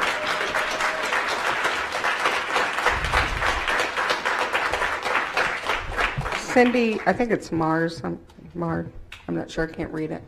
Okay. And Jessica, you can begin. I'm so glad to be back testifying today. I'm here to talk about open bargaining and transparency. As a former bargaining team member, I'm very much looking forward to open bargaining. While I hope to rejoin the team when my evenings free up a bit, I want to share with those in attendance here tonight some of the reasons I believe that open bargaining is an essential component to the improvement of educator morale and student achievement in the district. There are several indicators to me that we need to up our transparency factor. One is that information seems to come at a premium these past few years. At the last board meeting, former board members Agosti Gesler and Plunkett lauded the accomplishments of their tenures on the board. Sadly, many of their moves to increase transparency have not yet reached our boots on the ground. We are receiving fewer and fewer communications from our superintendent. In the past year, we've received an email from Dr. Bishop approximately once every 4 months. This is a significant reduction from previous administrations when we would generally receive emails at least twice a quarter with a mix of news, updates, and kind words. A lack of clear communication can lead to educators filling in the blanks of why X procedure was rolled out or why we are now being asked to fulfill Y mandate with only it's now being required by the district as a reasoning. Additionally, our educators receive professional development one agonizingly slow drop at a time, with so many questions unanswered because the trainers are only a half step ahead of those being trained. These questions get put on sticky notes and placed in a parking lot, a piece of white chart paper with promises of follow-up. At the end of the training, the parking lot drives away, never to be heard of or spoken of again. Have our concerns been carjacked? We are never given the big picture, and this open bargaining would be a wonderful opportunity to allow for that transparency, thank you, and honesty to begin. And finally, as both an employee and former bargaining team member, I was shocked to find that there was no offer of health care in the district's initial offer to AEA. I read Mr. Hess's reasoning once he realized that yes, educators actually do read their initial proposals. Ensuring that we have appropriate coverage does not preclude ASD offering to contribute to our health care. The motives remain murky. Does ASD seek to force AEA members to use ASD's health plan via the bargaining process? I myself have heard of non-AEA district employees seeking work elsewhere just so that they can keep their own health care providers. They do not want to be forced into a limited health care option, and nor do we. Our community as well deserves the opportunity to witness bargaining proceedings. So much of what we bargain is directly related to student learning and welfare, and those discussions should happen in the light of day with the eyes of all our shareholders on the process. The district should want its community and its educators to feel as invited to and invested in the negotiations process as it does our students' education. Our hearts, sadly, remain uncaptured. Thanks for your testimony. Elizabeth McGee. And Cindy, you can begin when you see the clock there. Thank you for this opportunity to address the school board and the administration. My name is Cindy Manns, and I'm a 28-year educator for ASD. I hope my testimony tonight continues to illuminate the disconcerting directives being made by this administration and how it impacts kids. In the past 2 weeks, teams of elementary staff members have been coming together to develop an instructional schedule for next year. The district is mandating that elementary schools implement a 90-40-40 plus 60 schedule. To illustrate what this looks like, let's walk in the shoes of a 5-year-old. As soon as I unpack my backpack, we begin what my teacher calls reading block. All I know is that my teacher keeps talking and won't even stop, even though I can't sit still anymore. Finally, we get to stand up. Maybe we can go outside and run. But no, we get in line to go to what my teacher calls win time. I walk to a different room and work with a different adult with a different group of kids. But it's more sitting, 40 minutes worth. If I'm lucky, I'm in a small group with a trained educator focusing on a skill that I need. But if I'm doing okay, or even better, I go to a different room with 20 or more kids, sit again, but now in front of a computer and not with a teacher who can monitor my progress, but with an adult from the front office. Did I mention that I'm still sitting?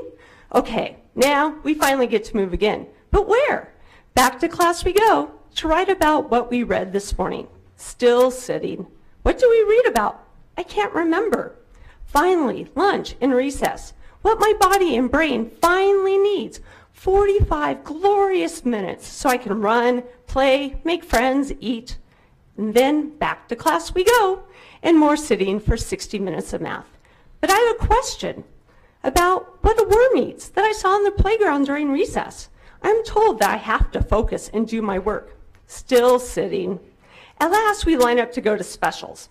I think my teacher calls it specials because that is where everything we do is special. I finally get to do something other than sit. I get to run, learn how to play games and challenge my body in new ways. I get to sing, dance, and play instruments. I get to make things with my hands, get messy, and solve problems. I get to listen and share stories with a teacher who isn't too rushed to answer my worm question, shows me a book about worms, and lets me check it out and take it home if I want. But it always ends too soon. It is now 3:30, and that means to pack up and leave. I hope it means that I don't have to sit down again until bedtime. The solution is simple. Do away with the reading intervention time, and give that time back to the classroom teachers. Give teachers the freedom to inspire children with appropriate activities that engage them to continue to be curious about the world they live in. Thank you. Thank you for your testimony.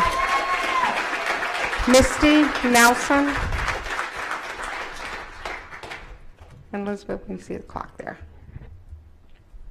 Good evening, school board members, Superintendent Dr. Bishop, and community.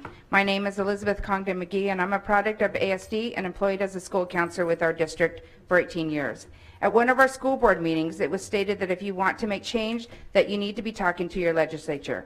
I was one of many educators that did follow through and talk to legislatures. I flew to Juneau and had the opportunity to speak with Governor Walker and Commissioner Dr. Michael Johnson, as well as several legislatures in one day. My first meeting started at 8:30 a.m. and my last meeting at 5:30 p.m. before I flew back home that evening. My meeting with the legislature was twofold. The first one was for forward funding so that teachers, school counselors, support staff were not consistently displaced or laid off, and to educate our legislature on how the role of the school counselor has changed over the years. I am passionate about being a school counselor within our district. I love my job and making an impact in the lives of our students. I am one of the lucky school counselors in our district because I have an administrator who was in the earlier session recognized as the Alaska State 2018 School Principal of the Year, Robin Harris, because she sits down with me and she allows me the opportunity to share my comprehensive school counseling program and asks me questions when she doesn't understand. Not all our school counselors have that privilege in our school district. We have an Anchorage comprehensive school counseling program that was written by many of our district's phenomenal school counselors. Unfortunately, is not being utilized in our schools because many of our elementary school counselors, which are split between two schools and have caseloads of approximately 700 plus students, cannot feasibly provide a comprehensive school counseling program being split between two schools. In closing, I want to encourage the board to really listen to these testimonies and hear the stories of our educators. They are speaking from the heart. I also want to share the importance of the role of the school counselor within our district. With the changing society, it's imperative that we have school counselors at every level in our schools. We have had young people testify asking for school counselors in their schools. If our young people can see the importance of having a school counselor in their schools, I would hope that our district and school board will also see the importance. Thank you. And I just want to leave you with this information. Thank you. Margaret Jones. Good evening, school board members. I wanted to speak a little bit about the ASHOC training that we've been having throughout the school year thus far. You probably have heard the term thrown around, but maybe aren't fully exposed to what it is. And I think we're in the business of educating, and so here I am. I have one of my masters is in K-12 reading as a certified reading specialist, along with being ELL certified English language learners. I'm also TESOL certified teaching English to students of other learners. And when I first came on to ASD, I took what they called at the time explicit direct instruction to meet the needs of all learners. And it came in this Ashlock consulting binder. And I was a very good student, you must know. Lots of sticky notes. Much of what is in this binder is in in our current binder that I'm having to sit through trainings where they go sound, sound, sound, blend, hat, word, hat. And then my colleague says to me, your turn. And we all do this together.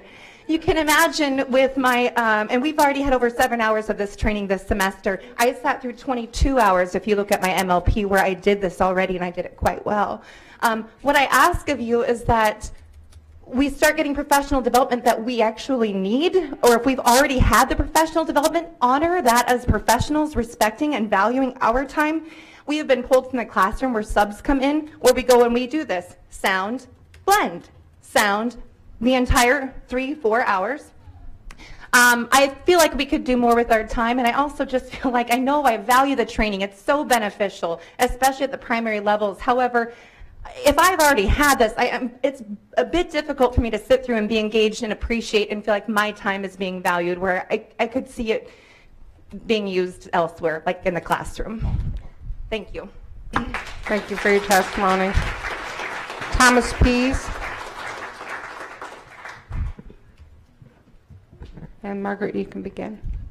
Good evening, and thank you for allowing me the opportunity to speak with you this evening. My name is Margaret Jones. I've been a teacher with ASD for 12 years and have taught in Title I schools. Presently, I am at Fairview Elementary. I'm here tonight to address the board about changes that are occurring at the elementary level and to thank the school board for adopting these changes.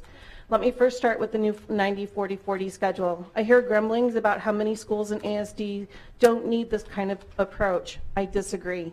Less than 50% of our elementary students are considered proficient or advanced proficient. Our charter schools also have an abysmal rate of proficiency at 50%. We need program consistency and rigor across our district. Every school should be building a schedule that includes 90 minutes of reading, 40 minutes of language arts, 40 minutes of WIN time. Our school does have WIN groups for math. 1 hour of math, 30 minutes of science, social studies, and handwriting. I have conversation after conversation with naysayers telling me that this kind of scheduling is impossible within our student day. I'm here to tell you it is not impossible. We have our schedule made. We will have between 12 and 15 WIN groups for grade levels, utilizing every room and every available teacher. This means small group Tier 2 and Tier 3 instruction for reading and math. Before the implementation of this schedule, I was always asking the question, so when do I have time to teach science and social studies? Now it is built into every classroom schedule. We will even be able to provide enrichment activities to students who need it. I wholeheartedly believe our new schedule will work. It will take hard work, dedication, and tightening of the belts, but isn't that what we do for our students? When it comes to foundational reading skills, scripted programs are necessary. It is necessary to teach with consistency and with research-based programs. We cannot keep looking at low academic scores and say next year we'll get better. Our population is changing and we need to keep up with the changes. I successfully used lesson maps in my classroom. I am also one of the few fortunate teachers that took a reading strategies and skills course from Jennifer Ashlock. It has changed the way I teach over the last 2 years. My kids get excited when they take a map benchmark. Mrs. Jones, we learned plot diagrams. I know this. HM didn't teach that, and I don't believe Cengage teaches it either. When strategies and skills are infused into the reading program, students succeed. I'm tired of our district spending money on programs only to have our materials sitting on shelves unused. Yes, I said unused. Accountability needs to take place in our district. I hear rumors all the time of principals allowing so much academic freedom to take place in our classrooms that even our new Cengage materials sit unopened. I do believe principals should allow us academic freedom. However, we shouldn't be allowed so much freedom that we are not teaching mandated curriculum at all. This is happening in our schools. I teach in a highly mobile school. I'm saddened every time I get a transfer student that has no idea what SEL is, what Second Steps is, or what Connected and Respected is. They do not have the SEL vocabulary my students have. I believe it is the responsibility for consistency between schools lies heavily on the shoulders of our principals. Thank you for your testimony. Veronica Pope. And Thomas, you can begin. My name is Thomas Pease, and I teach language arts at Mears Middle School. Thank you for the opportunity to address all of you again, and congratulations to our newest board members. I appreciate your commitment to public education. This commitment is one that all of us in this room share. Unfortunately, our educational system is broken. That is a problem we also must share, and it's a problem we must collectively fix. Recently, a board member asked me what I would do to address the budget shortfall. I didn't have an immediate response, but over the past week, I've had time to reflect. I've been told by more than one school board member that there's no money to fix ASD's budget problem.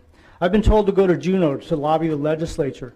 I've been told to wait until the next election, that the legislature has to get better because it can't get any worse. I've been told to accept regressive contracts that will make up the difference next time around. But these are not realistic solutions. During the legislative session, I have students to teach. The past 3 superintendents have failed to secure any long-term sustainable funding from Juneau. A heroic 3-year lobbying effort by Great Alaska Schools failed to solve the education funding problem. In short, the legislature doesn't respond to traditional approaches.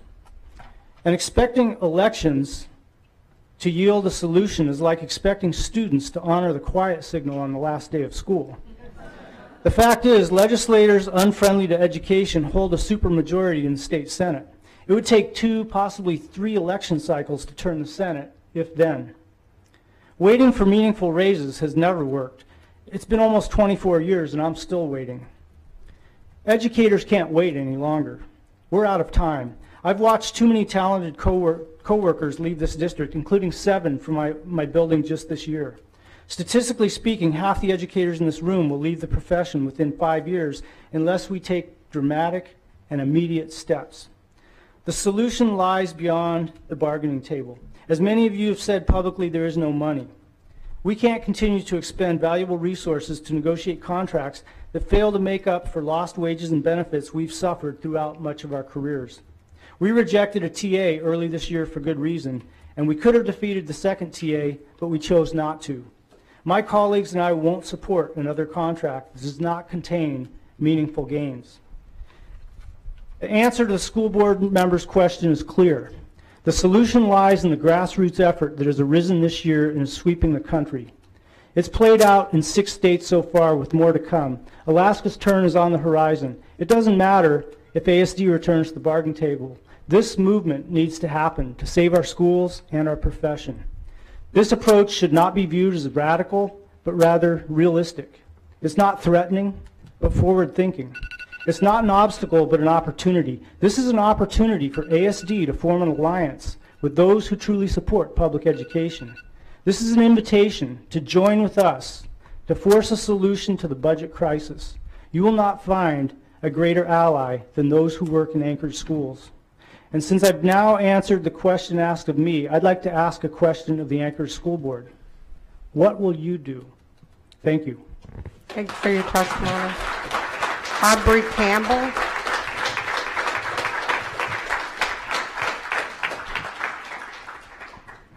And Veronica, you can begin. I'm a ASD parent and I'm an early childhood educator in Anchorage, and I'm here to speak to you on the value of play in kindergarten. As an early childhood educator, we're often asked, is my child ready for kinder? And really the question should be, are you, the Anchorage School District, ready for these children? And from what I hear from my friends who are kindergarten teachers in the district, the answer is no. Extended seated programming is not developmentally appropriate for kindergartners, and play needs to be offered more in the classroom. So often children who are deemed not ready for kindergarten are just not ready for the environment that they're put into. They're built to play. They're not built to move. They're not built to sit. Children who lack play, they tend to struggle with self-control and learning, and unfortunately that follows them through their entire academic career. Play is as much for now and as it is for later. Play is developmentally significant experience and should be included as much as possible in kindergarten. It helps kids become high-functioning citizens and grown-ups. It's through play that kids learn how to get along with others and play with thoughts and ideas without the fear of being wrong. Children who gain these skills keep trying over and over and over again until they've mastered a skill. Those are the learners that we want: gritty, tenacious, and determined learners. Each of these people that you honored here tonight, they had the social emotional skills to connect with people. They didn't learn that through curriculum, by the way. They learned that from interacting with other people. Play hones social skills, and our district seems to spend large amounts of money on specific curriculum, and as I said 2 weeks ago, play is absolutely free. When Johnny and Sally can resolve their own conflicts and an adult does not have to intervene, that's valuable instruction time. This can be gained through play. My name is Veronica Pope. I'm a preschool teacher at St. Mary's Creative Play School, and you should get used to my name and you should get used to my face, because I will be here as much as possible promoting the value of play. And just as a side note, I know I've only been to 2 meetings, and there are a lot of unhappy people. It's really unfortunate to hear. And I know we can bring it down to money, but some of the happiest people I've ever met are poor. So we can do a lot with very little. Thank you. Thank you for your testimony. Jordan, and I'm having a tough time reading this. Jordan G. Thank you. And you can begin. Good evening. My name is Aubrey Campbell, and I am not a teacher. I am an Orion Lion. I am the daughter of a longtime teacher at Orion Elementary. So I don't have the risk of my job moving to a different building next year. But I do come from a teacher family, so I understand the importance of education. That's why I'm here tonight. I was reading the Western Demographics report, and I noticed that I was bringing to mind some lessons that I had learned in Mrs. Judy Sveck's 6th grade science class at Orion. The primary lesson is that you can't answer your hypothesis if you don't have all of the data. And the fundamental lesson there is you make your best decisions when you have all of the information. I think that the Western Demographics report is a fantastic start because it includes crucial financial analysis, consideration of proximal buildable land to schools that have capacity issues, and it assesses demographic population forecasts. These are important metrics for making strategic, well-informed decisions, which is, I imagine, a burden that lies heavy on your shoulders as the school board. However, we all know that a school and its staff and students can't be reduced just to dollars. That's why we're all here. All of these schools have intangible assets. The long culture of excellence at Orion, its history, its engagement with the community, these are intangible assets, but they are quantifiable. Again, something that I learned from Mrs. Sveck, if you can see it, you can observe it.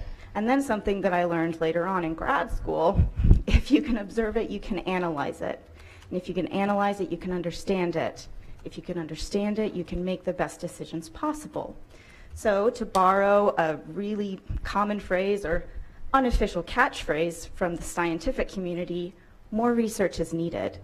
I would urge you, please, continue the good work that you've started with this Western Demographics report and gather information about all of these intangible assets about Orion Elementary, its engagement with the community, its specific geographical challenges, and its proximity to Aurora Elementary, the history of its student populations, and the longevity of service of the teachers at that school. Please, just remember, more research is needed.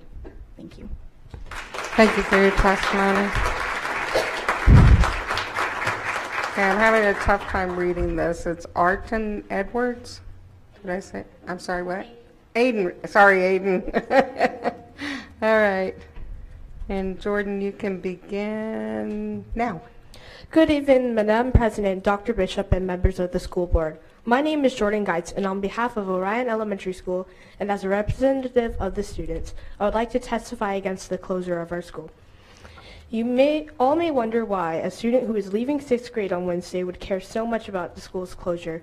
Well, I have a sibling who's leaving 2nd grade, and she's been at Orion since kindergarten, and such changes would really affect her because of her current condition.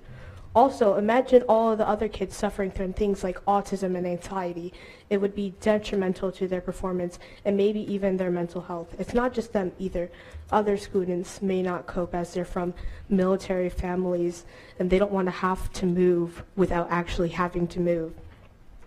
I've been at Orion since grade 2, and it would kill me if I can't drive past Orion next year and see all of the students running out of the school and say, "Oh, that's my old elementary school." I've learned so much from being there, and I feel that Orion is a safe place.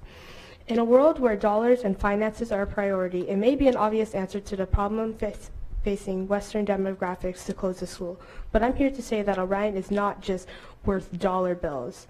We are a family together. You wouldn't tear apart a family, would you? Orion staff is amazing with so many great programs that they don't have to launch at all. They give us the opportunity to do so much more than what we are capable of in our homerooms. Our running club helps us to learn to become great athletes led by our PE teacher. Our basement of instruments helps us establish connections with other schools as well as instruments and music. Where else would we put them? Our PTA, who put on amazing events for us that take up a lot of time to put on, even though they don't have to. Our noon duties who keep us safe at recess every day. Even though sometimes we don't agree with the rules, we know they do what's best for us every day at recess.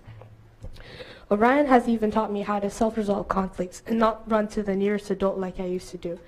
This school has basically raised me and shaped me into who I am, and I will take everything I have learned into middle school with me next year. Once again, I hope you all consider this testimony when you make a final decision of closing down Orion. If you do, just know that you'll close down so much more than just a building. You'll close down all of the relationships we have built there and all the memories we have shared at our school. Thank you. Thank you for your testimony. Susan Ritter. And you can begin. Hello everyone, my name is Aiden Edwards and I'm in the 4th grade.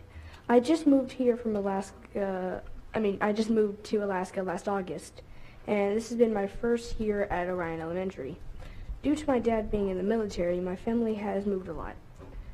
I have to go through many changes when it comes to school. Before moving here, I attended 2nd and 3rd grade in Virginia.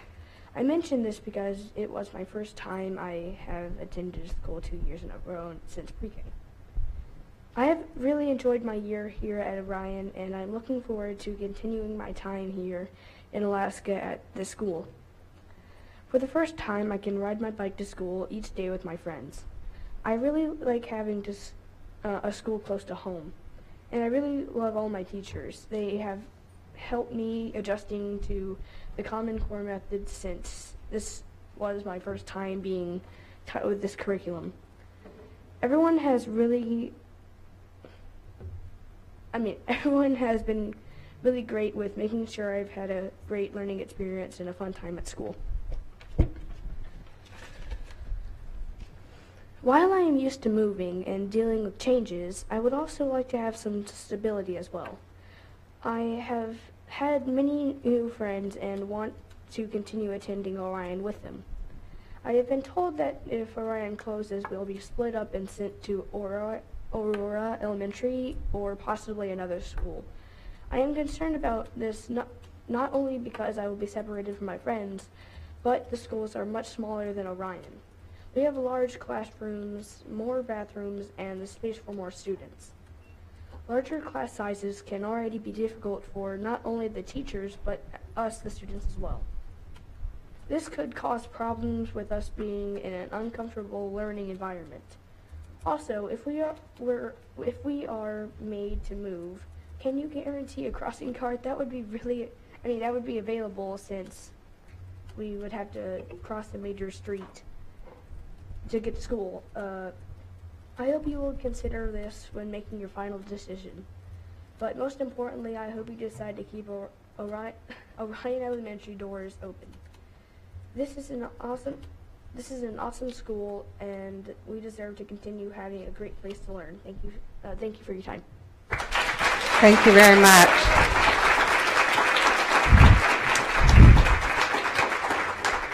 Susan, you can begin when the clock starts. Good evening. I'm Susan Ritter. I work at Service High School. I'm a life skills teacher. Previously, I was in elementary school. Thank you for allowing me this opportunity to testify. So I want to be direct with you this evening. It's the easiest way to be. We need an open and transparent negotiated contract, which is critical for you and critical for my fellow teachers. We're professionals, we're adults. We need to approach this process in a mature and forward-thinking manner. So that's the first thing. The other thing is, at the last board meeting, we listened to testimonies from individuals who were retiring, who were angry, who were finally able to speak their mind because there was no retribution to what they had to say. That's pretty awful, that is the only way people will, or many people will speak to you, to their administrators, or to this body, that they're afraid that they will be attacked somehow if they tell you what is on their mind and what is the truth to them. Another person who's leaving is Abby Belts, who is a special ed teacher who I worked with on various challenging students over the years. She's leaving Mears, and Mears is now without a fantastic teacher. I'm without a fantastic colleague with whom I can share concerns with students that I will be having that will come from Mears to service. This is my loss, this is your loss, this is special education's loss. Special education has a lot of concerns, I feel, and I just would like you to support our program. The numbers are rising. As Abby pointed out, where does the money go from our intensive needs students? I don't know the answer to that question, but I do know that we will have additional 12 students in my class next year. 4 of them will be in wheelchairs. I'm hoping that we will get additional teacher assistant support so that we can spend less than 45 minutes in the bathroom per child. And so that is another huge concern of mine. Lastly, I want to share a quick story about my daughter, who is a successful young professional now. When she was in Kincaid Elementary School in first grade, her wonderful first grade teacher said, "She's way too smart for me. I'm bumping her up to second grade." Bam, it was done. We didn't have to test her for months at a time. The teacher recognized it. She collaborated with her second grade teacher, so she went from first grade to second grade. I don't know if that'll ever happen again to other kids, but that cooperation between 2 teachers in elementary school made a very impactful difference to my daughter. And those who know her will be pleased to know that as a mechanical engineer for Daimler Corporation, she's done really well through ASD. So thank you so much for your time. Thank you, Susan. And we have our next speaker is testifying by telephone, and so we're calling her now. Karen.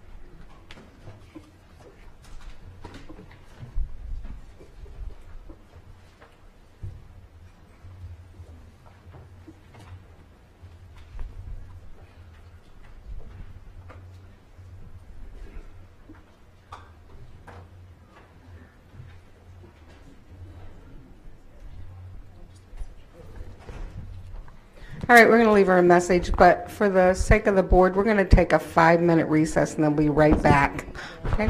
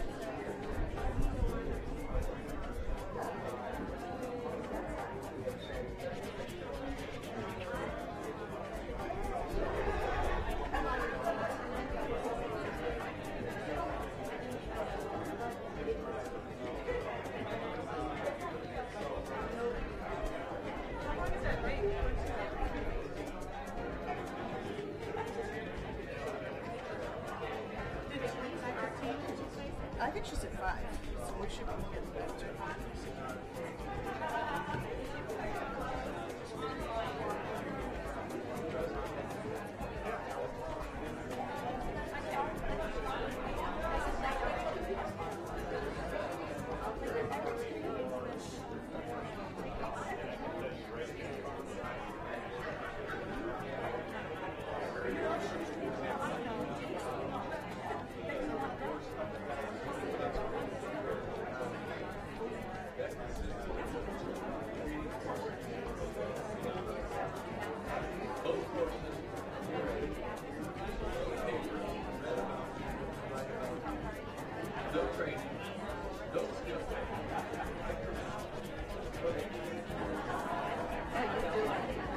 Thank you.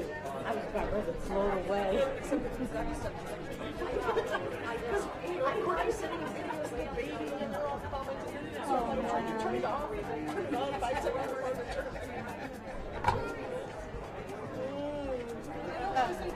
What did happen?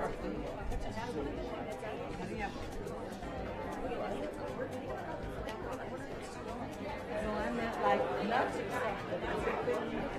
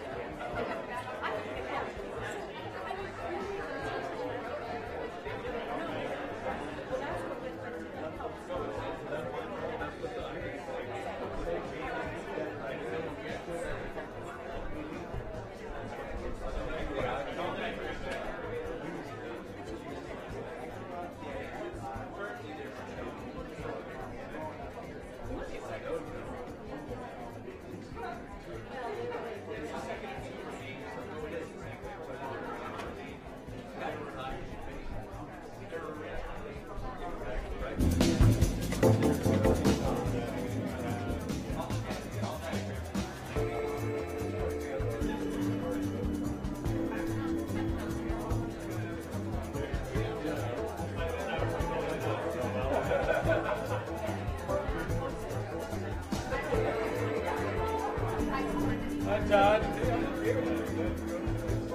Well, I appreciate you right back. Yeah, racing. What is the process?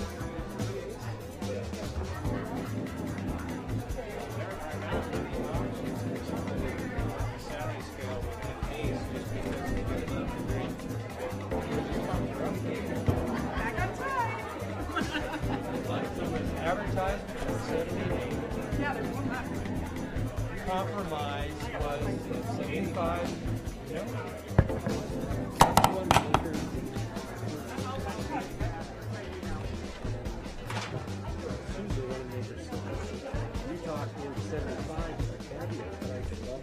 Calling all board members.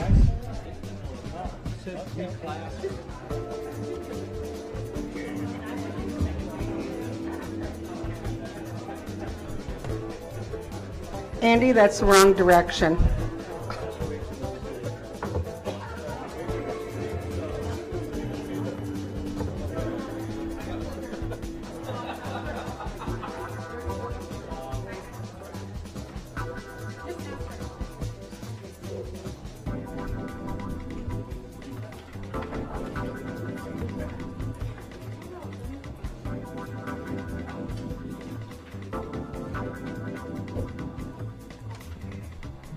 Elise, are you out there?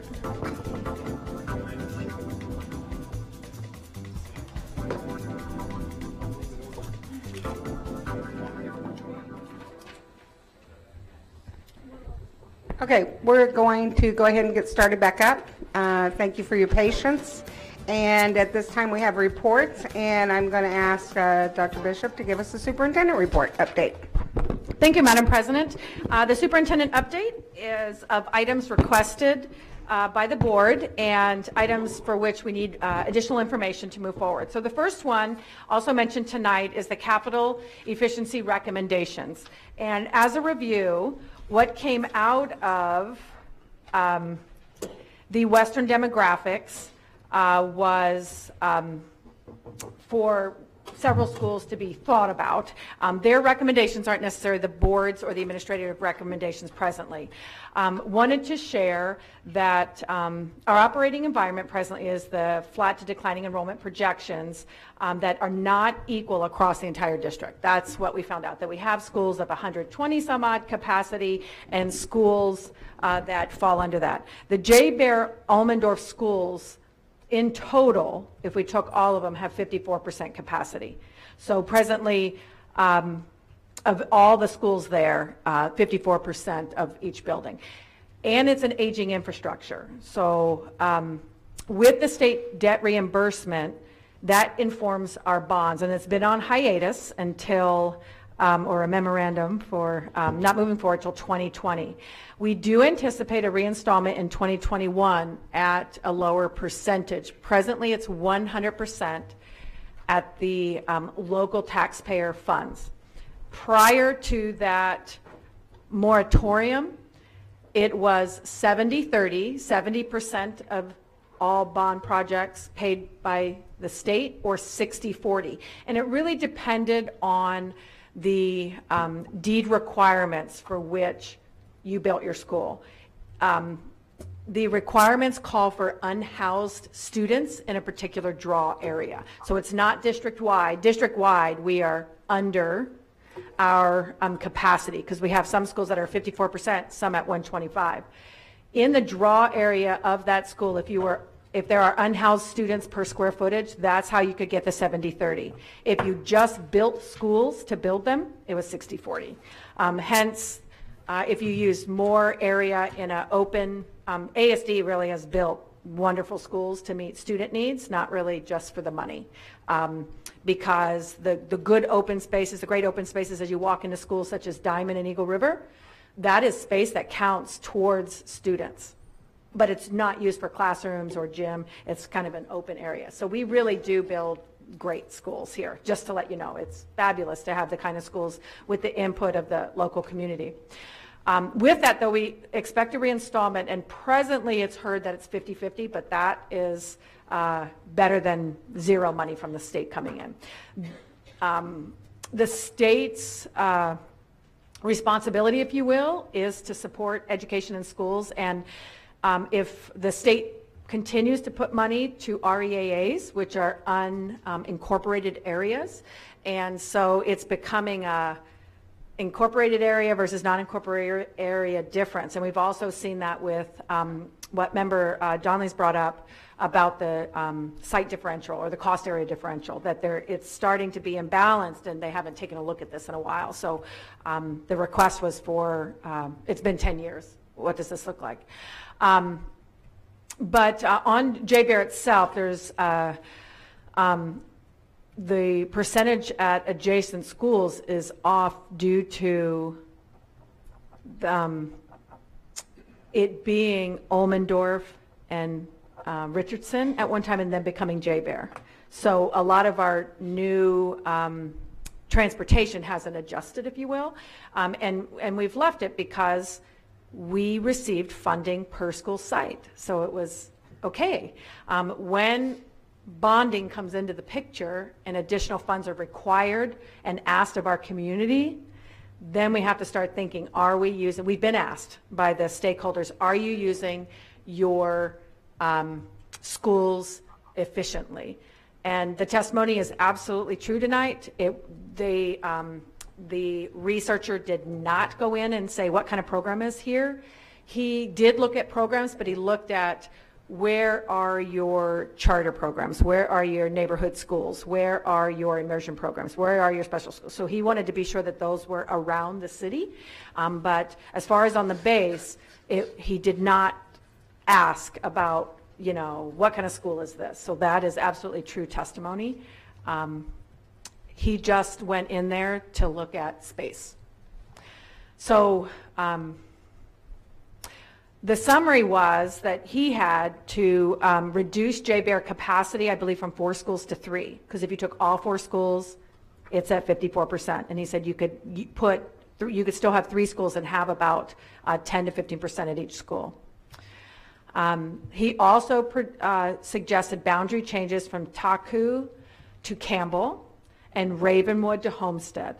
And boundary changes are just as personal and heartfelt as school changes. So all of these are actually very difficult actions if the district wanted to look as a whole to see what we can do. Replacement schools, he mentioned Abbott Loop, and they use the term scrape off, and I know our president knew that from her work with Realty, but that means that he wouldn't recommend, because of the building itself, all 3 of those schools were replacement, meaning they would take them to the ground and rebuild them because of the materials and the time frame and what they were used to build them. That it probably would be more expensive to abate the places than it would be to rebuild. So all 3 of those were, though, as you remember, Inlet View and Greening had come up on a prior study that said maybe these should be shut down, and that he didn't find that. And then Central Middle School, to look at maybe a co-usage of that, if we wanted to continue a middle school in there, how else can we use the other 50% of the space that's not being used? We do pay for rent, we have specialized programs, we have charters. How could we use Central Middle School in a more effective model? But we do know, it's kind of the elephant in the room, that the city would also love to utilize the facility. So.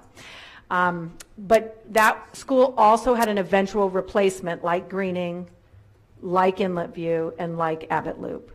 So our recommendation presently, we do need to figure out the JBEAR capacity. However, since Shannon Bingham went in, there's been lots of feedback about recommendations in regard to storage there, the size of that building, what would be a better building to close. I think some suggestions came up tonight about, looking at a different school. But to take a look, we've worked with Colonel Knight on this and his community. We did not go out to the general community before it got out to the board. So we had this information a couple of days before we presented it, the weekend before, to the board. However, really getting out in front of your board is probably not, it wouldn't be good for you guys not to hear it. So since then, we've just kind of sat on it because we've taken a look at the school start time study, but we have gone out and spoken to the staff in regard to what this means. I believe elementary ed did that. Boundaries changes, we need to consult with the stakeholders and impacted parties, and that really takes transition time. You kind of, if we're going to make a change, those are difficult as well, but you allow for some matriculating out to be able to soften that, so that younger kids might start at the new school, older kids can finish their school before the bus doesn't go there anymore. So you run double routes for a couple of years. Abbott Loop Elementary School, we would request to defer the project until 2020 for fire suppression, and we, until that time, we get approval by the fire marshal. Remember, fire, we have fire alarm to get kids out. It was the fire suppression for the building, to put the water on the building. And we could defer that because if we go in there and fix that, we're going to take it down if our community passes a bond to redo Abbott Loop. So we would like to defer that project until 2020 and combine that with a possible bond. And then return to the board in September to address the following.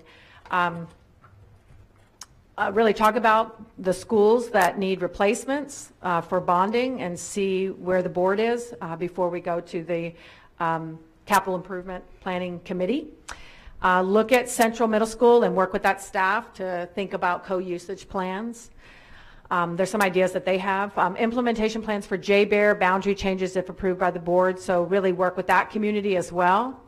And then revise the 6-year CIP, looking out 10 years. So have a 6-year CIP, but present to the board 10 years so we can actually see the changes. Because what was presented by Shannon wasn't, it was over time because of the expense. And he just shared that in infrastructure, the usable life of a school, they usually say is about 40 to 45 years before some improvements need to be made. Some of our schools are 60 years without being touched.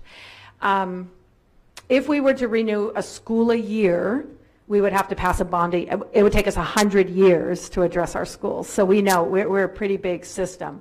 So we have to just think about what would come first, what would come next, what was the recommendation from the expert, what do we not want to do and do. So we do not have a recommendation to shut down Orion coming from administration.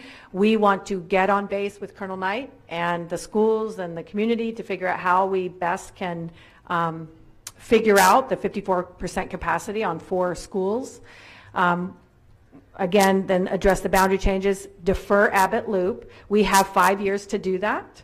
According to deed statute, when you pass a bond, you have 5 years to build it. So we have time to do that. And then, bless you, and then return to the board with just some more information. But we did not want to engage with any of these till the board gave us their approval to be able to move forward and start to kind of talk about the things that we found in the capacity study, because we have not picked it up other than talking to the schools affected since the report was made. And we knew it would be emotional. It is. We love our schools, and everybody, I mean, we should, and we should be proud of them. We are proud of them, but I mean, this is just the data that came without the other input as suggested this evening. That was not included.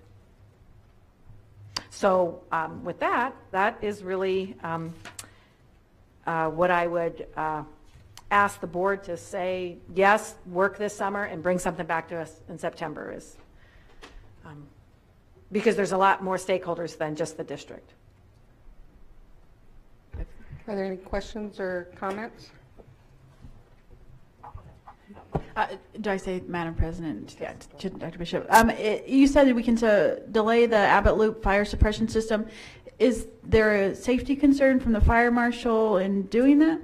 Well, the fire marshal has been reminding us all the time that new building code is that you have fire suppression systems.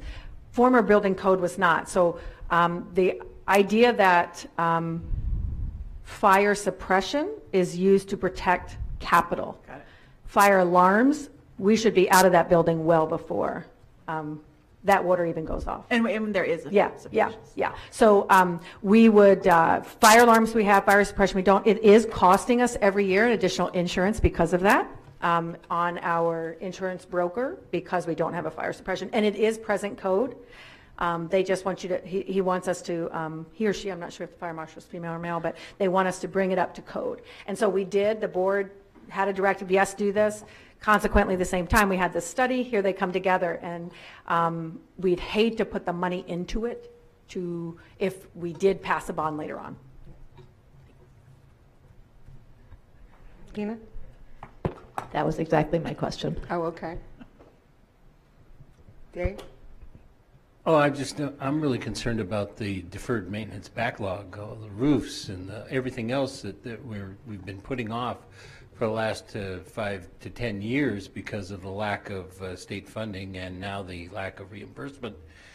And all of a sudden having this massive building program being dropped on us for rebuilding entire schools, why we're not we're not even getting close to addressing keeping up with the basic repairs that we need to do on roofs and other items, plus the security measures that we really would need to do in our schools to, you know, upgrade the video cameras and the systems for safety, and all the other things we need to do for safety.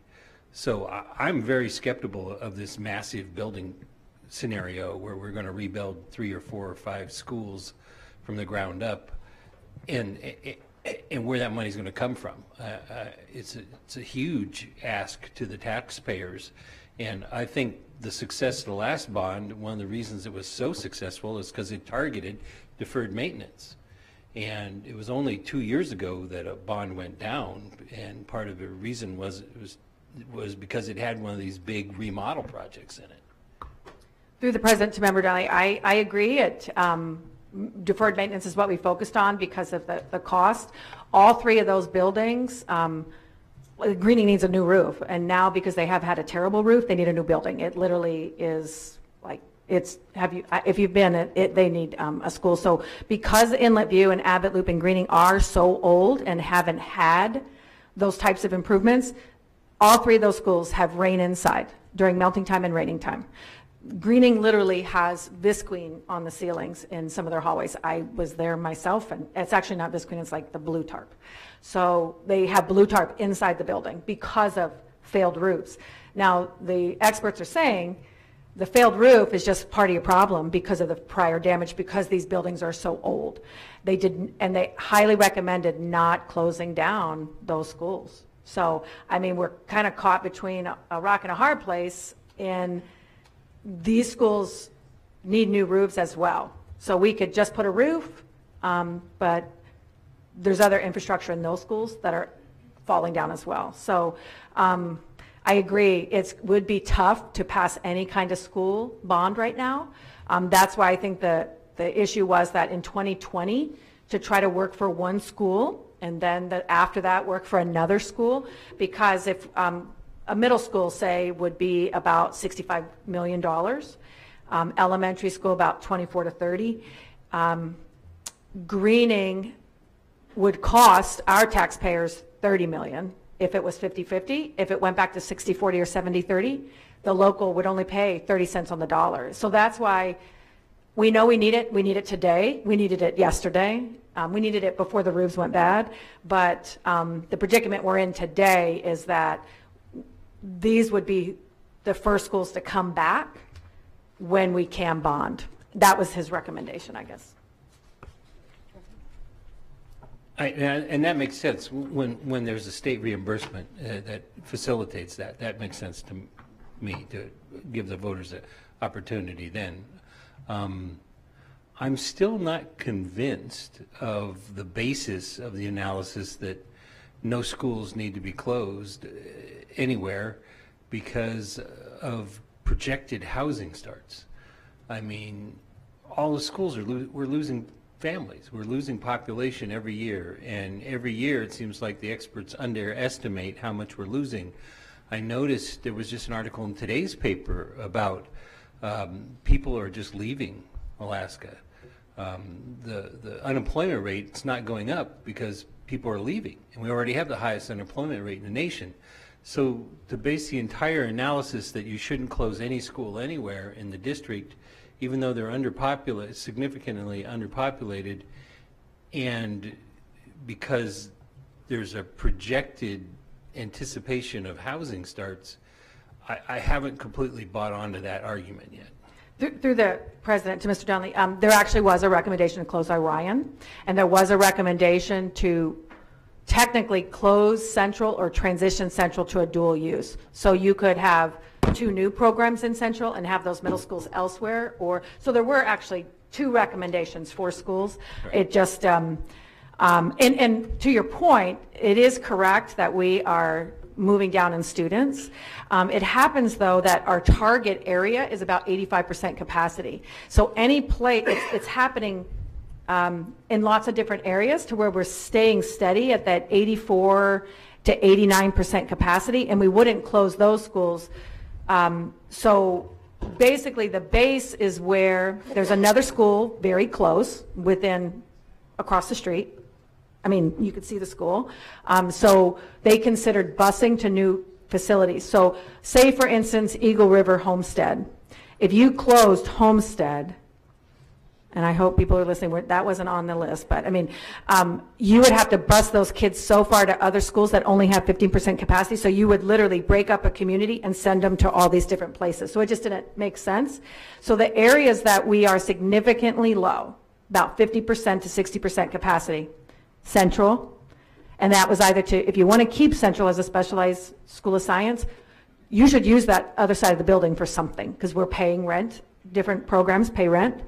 And then, of course, on J-Bear, they recommended Orion, but of the 4 schools, all 4 together is 54% capacity, and it's close locations. I mean, even from the old Fort Rich to Almendorf is a bus ride, but it's still on the base, and so that's why that came up. So there was a recommendation. There weren't more recommendations because the decline in enrollment is all over the place. It's not just in one easy area.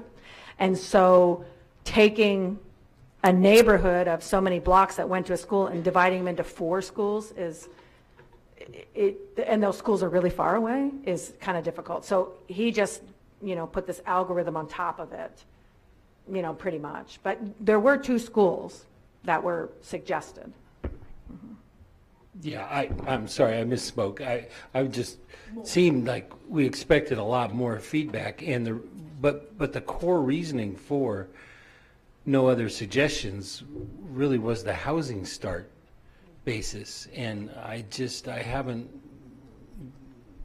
not convinced yet.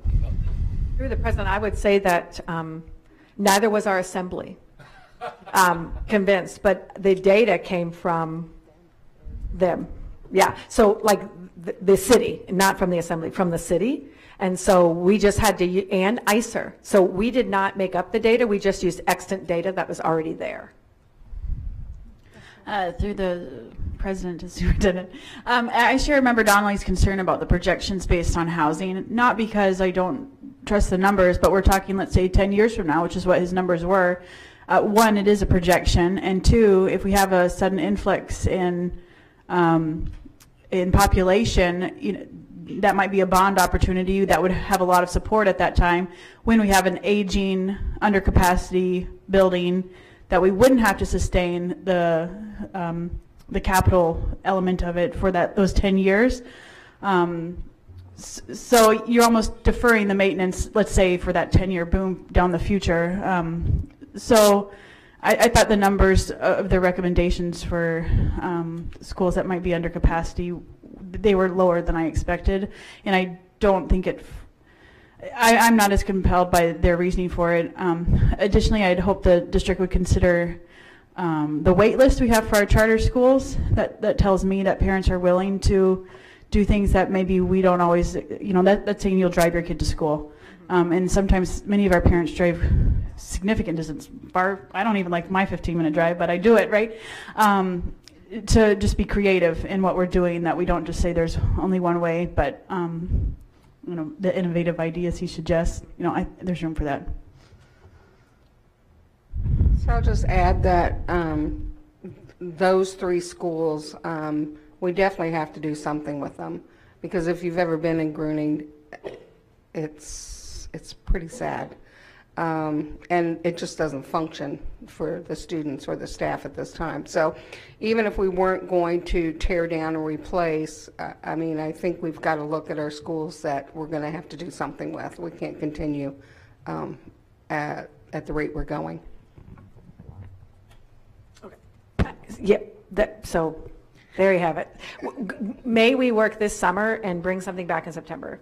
Do you want an approval? Okay. No, we don't need more. No. Okay. We'll bring something back then in using this as our guide. Okay. Thank you. Madam President, the next topic was just some more information on sensitive topics and speakers, and we've heard quite a bit about that, and the state law has I think been updated a couple of years ago, and so I asked Melanie Sutton to assist me. She worked with staff to establish the policies and procedures so that we would be in line with the new law. So I'm just going to turn it over to Melanie. Thank you, Dr. Bishop. School Board. So the Alaska Statute 14.30.361 is the parent's right to direct a child's education. It was formerly known as House Bill 156, and it was passed in the 29th legislative session in 2016. The key points under this bill are that the parent may withdraw a child from activity, class, or program, that we provide notification not less than 2 weeks prior on any sensitive topic instruction, and opportunities for parents to review any content. Sensitive topics under this statute are defined as sexuality education, human reproductive education, and human sexuality education.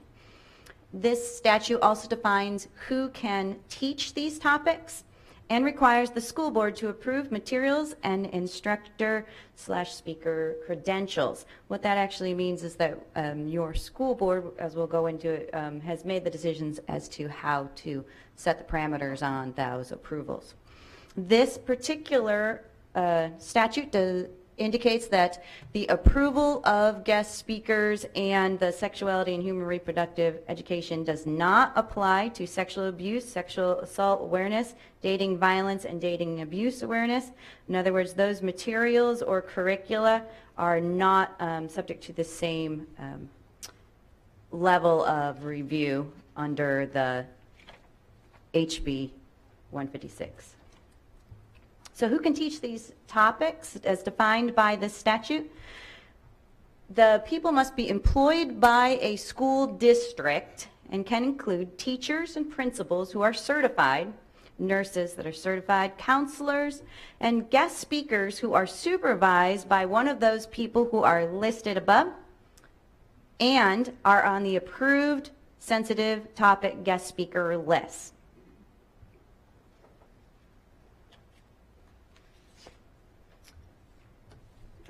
The school board in October of 2016 updated the sexuality education guidelines to reflect these new statutes. They also adopted the guest speaker guidelines to reflect the newly updated information and granted the superintendent permission to designate a content area expert, myself, to approve the speakers under these guidelines. In other words, we refer to all guidelines that were established by the school board.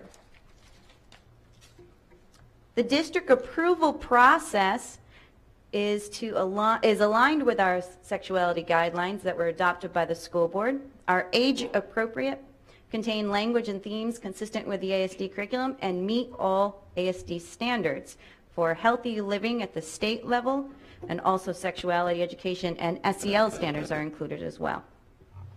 Twice a year, in both fall and spring, I review every single one of the applications, match them all so that they're age appropriate to the adopted curriculums for health education, match them to the standards, and make all speakers go through these three-part application process, which includes basic information about the company that is applying for a guest speaker status on sensitive topics, indicators of the quality of their program that they are suggesting be taught as part of a guest speaker application. I also review every piece of material, every resource, and every credential that they provide.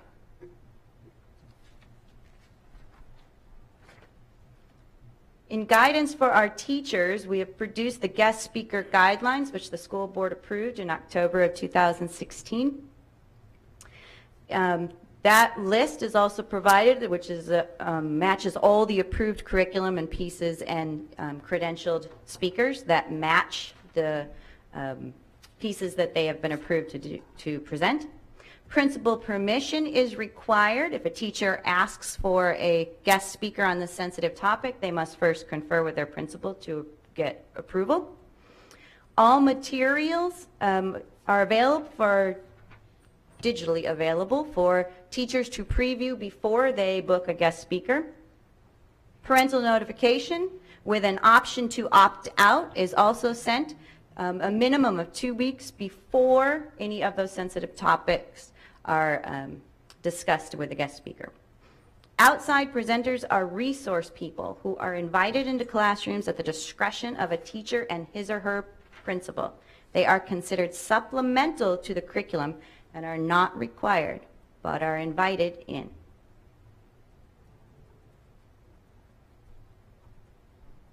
Any questions? Mr. Donley? Thank you. We heard testimony in our last meeting that the 2-week notice requirement has not been always complied with. Are you familiar with any instances where 2 weeks notice was not provided to the parents? Under our guidelines, they must receive the 2-week notice if there is an issue where the 2-week notice has not been provided. Then that would be something that the teacher and principal would need to discuss at their own site. The guest speaker does not provide the 2-week notice. The teacher provides a 2-week notice. Through the president, too, he's asking, are you aware of any time that we haven't met, where parents were upset because we haven't met the 2-week notice?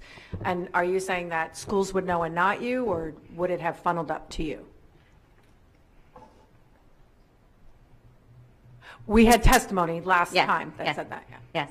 I am aware of one instance that happened recently, but the notification generally goes directly to the teacher and principal. And if there is a further concern that is not handled at that area, then they can ask me what the procedures and protocol are if they need assistance on that. Oh, can I? Sure, go ahead. I didn't understand that answer. I really didn't. I mean, it was a pretty straightforward problem that was presented to the board by the public, saying that the law wasn't being complied with and people weren't getting 2 weeks notice as parents. I would really hope that as the administrator in charge of this program, that you would be on top of that and take responsibility for making sure that parents are getting 2 weeks notice. Madam President, I will take responsibility for that. That's my job.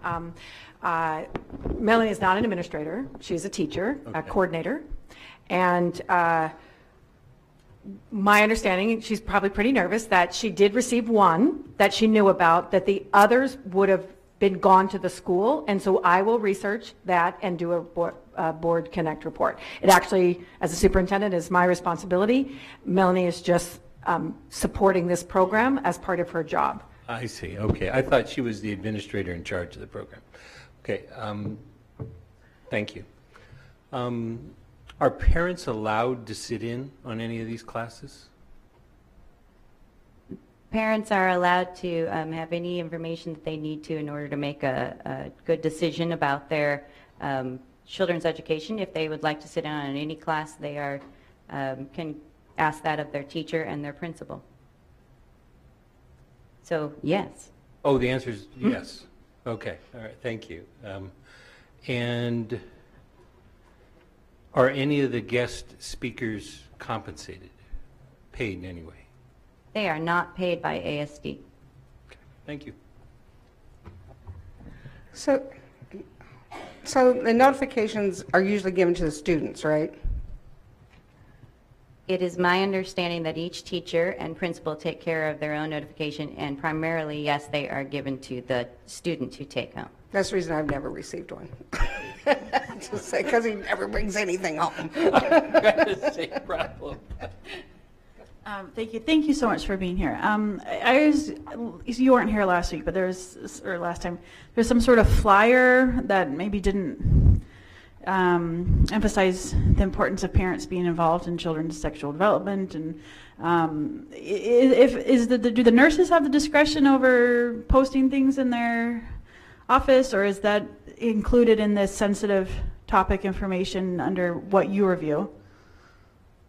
So the flyer that you are referring to that was mentioned in last week's, or 2 weeks ago, school board meeting has not been displayed in this nurse's office. It is the director of nursing, Mr. John Garrity, and I had addressed that issue early on at the beginning of the year when those flyers were made available at a public event, and we indicated to the nurses that those were not something that we would like displayed or made available to students.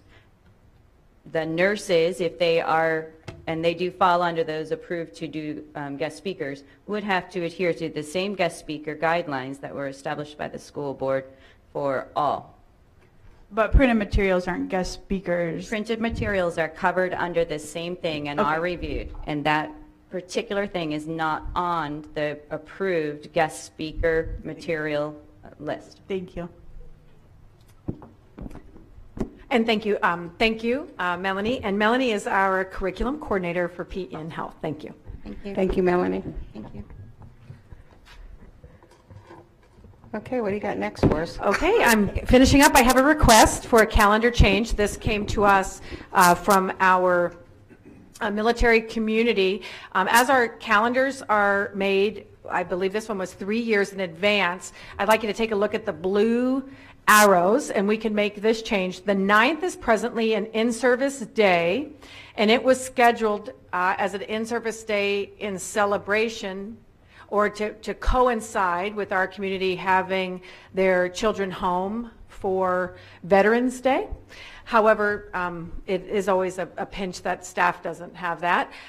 We continue to work, employees. However, the real observance that this got by the calendar committee at the time, the real observance of that in the rest of the country is the 12th. So we would like to take the 9th in-service day and move it to the 12th. And so students will have off with their families on the observed Veterans Day, because as you know, Veterans Day is on the 11th, but it will be observed on the 12th. So this is an easy change with DEED. If the board allows us to do that, we just request from DEED and it can be done. It'll be logged, and then we'll get those new calendars out to families as soon as possible. Okay, I was on that committee, so I don't know how we did that. Yeah, just an error in planning, and I mean, it was a long time ago, and so it's always by it, but we just, the purpose was to have it. It's just that the federal observance of it is that Monday, not Friday. Do you want a motion, Madam Chair, or is this just something we just kind of... We would need a motion. I would move to change the in-service day on the 9th of November to the 12th of November. Is that I second that. what the proposal is? Okay. And we'll just take a voice vote. Mr. Donley? Yes. Yes. Yes. Okay. Thank you. Oh. Could I ask a question about the calendar while we have it in front of us? Absolutely. Sure.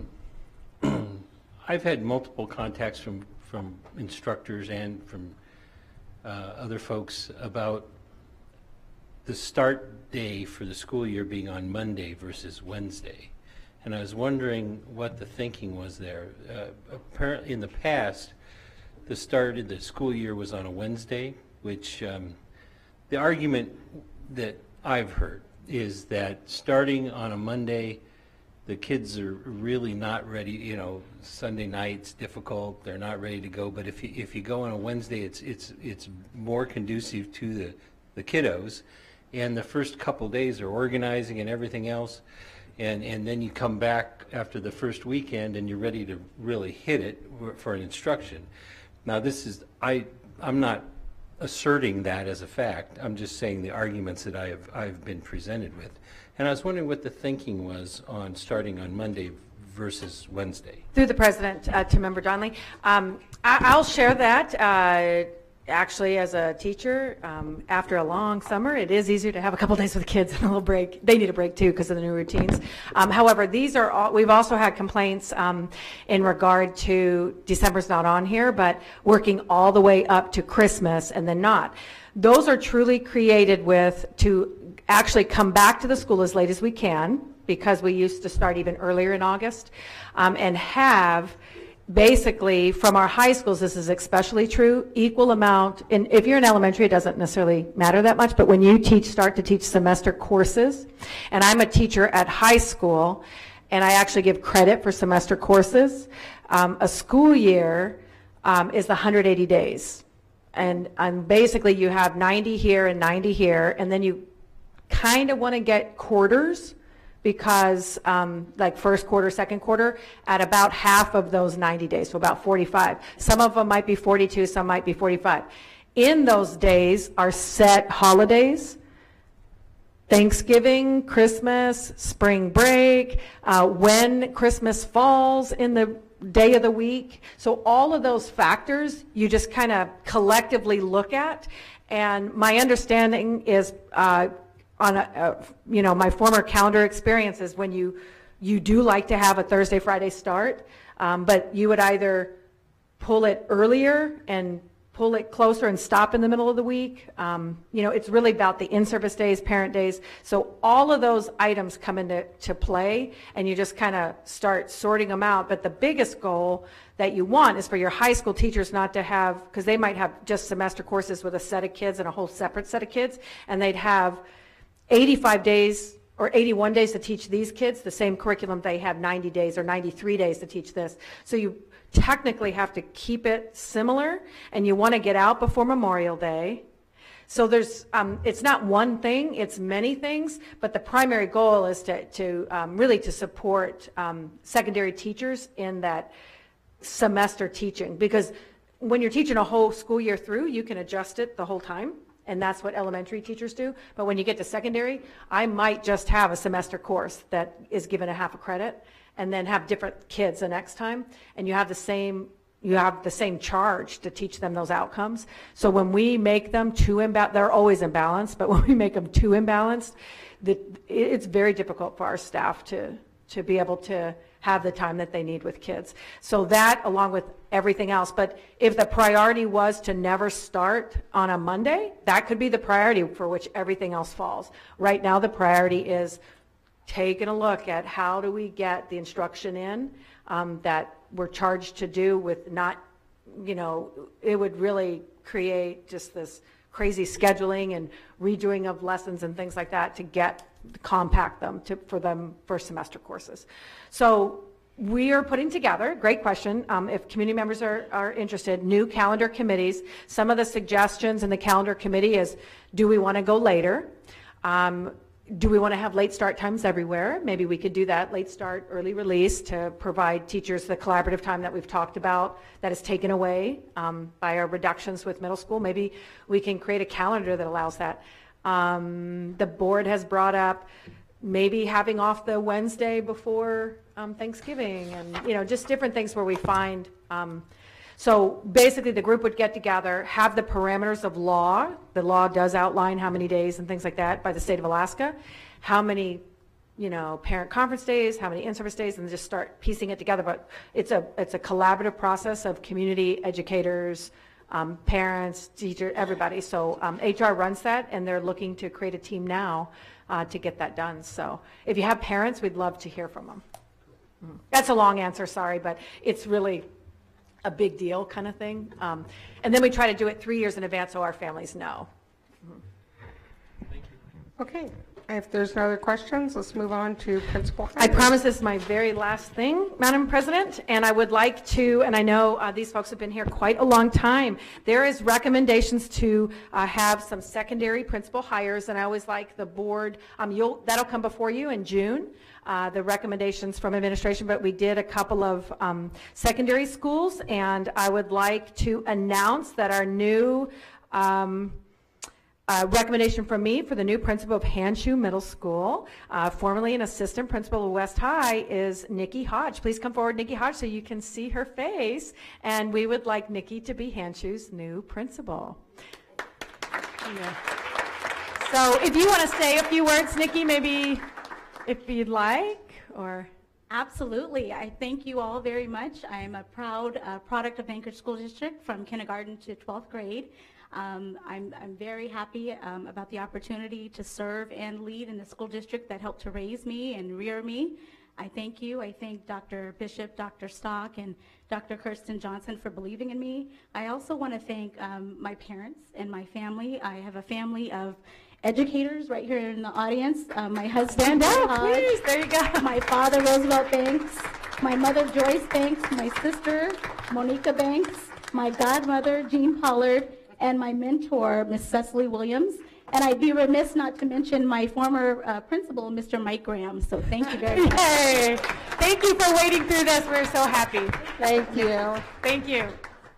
And a recommendation coming from the assistant principal of Chugiak High School, staying in the area but moving to the opposing school, Eagle River High School, Mr. Tim Helvey.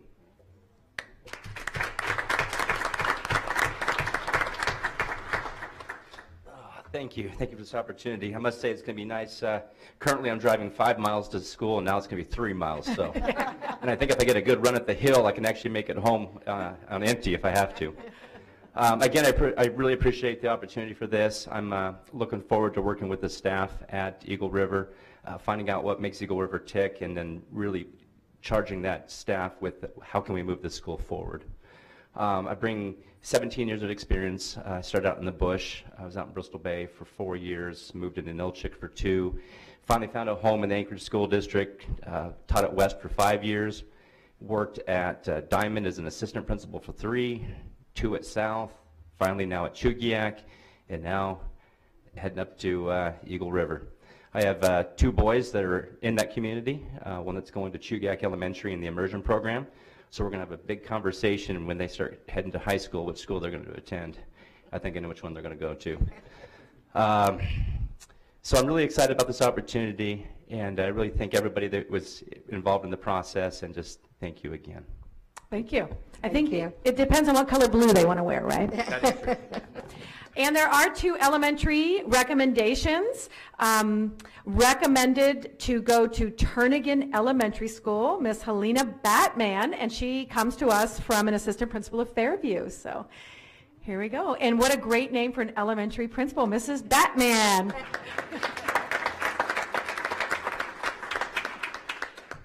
I, like everyone else, is really tired, so I'll keep this very short. I moved to Anchorage with my family 19 years ago to the Turnagain neighborhood. So I brought 3 of my kids through Turnagain, Romigan West. We currently still live in the neighborhood. I started out as a parent volunteer that many years ago, became a teacher, and went off into the Anchorage School District world to learn new great things, and I am honored to come back to my home school. And I'm thrilled and I'm grateful for this opportunity. Thank you. Thank you.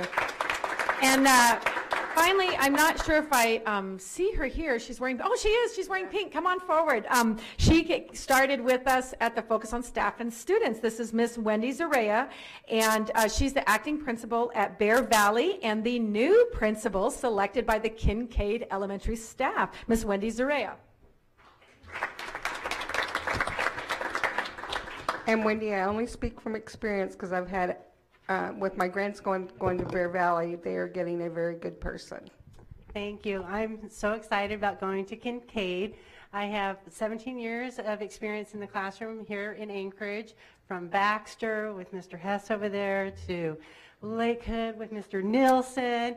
Most of my time was spent at Gladys Wood. So I feel like being selected for Kincaid, I'm going back to that neighborhood I know really well in the Sand Lake area with the business partners and the community and the parents. So I'm extremely excited. I wanted to thank everyone, Mr. Nielsen and the committee that did the interview to give me this opportunity. Thank you. Thank you so much. Thank you. And June 4th we'll have several more, but I just wanted to share the up-and-coming leaders in ASD. Thank you. Okay, so now we don't have a student advisory report, but board committees. Do we have anything from communications? We did have an initial meeting, and it was really more of an overview kind of meeting. We talked about, we had Catherine Essery took us through the materials that we typically produce in a given year, and we talked about some things we might want to think about for the future. So it was really kind of just an overview. Next meeting? The next meeting will most likely be in June. Alicia, do you know the date offhand? 6/20. Thank you. June. Which is on the paper. Thank you. Oh. And Ms. Snelling? Finance has not met since our last meeting. We look forward to meeting June 4th. Okay, thank you. And Ms. Hilde? Governance met on the 16th, and we reviewed some new proposed board policies that are coming down from the ASB that we'll review at our next we already reviewed them, but we'll present them to the board at the next board meeting. And then we had a lot of visitors to talk about autonomy and curriculum in the school. And for me, the last year, I've only talked about all the great things happening in our district and how I really want to hear and share and the good things and how things are working in our district. And we got to hear that specific to the reading curriculum from principals, teachers, and instructional coaches. So it was really helpful to talk in a collaborative, calm, relaxed way and hear how things are working, not just that they are, but different ways. And so that was good, and we invite all of you to come to governance. And your next meeting? 6:20, Deena's and I will be stacked. Okay. So you can come to both. Okay, wonderful. Doubleheader. I'm looking forward to it. Okay, at this time, if I could get someone to approve the consent agenda. I move to approve the consent agenda. The November 6th, 2017 regular session minutes, the November 20th work session and executive session minutes, and ASD memorandum number 163, the personnel report. Do I have a second? Second. Okay, and all members vote, please.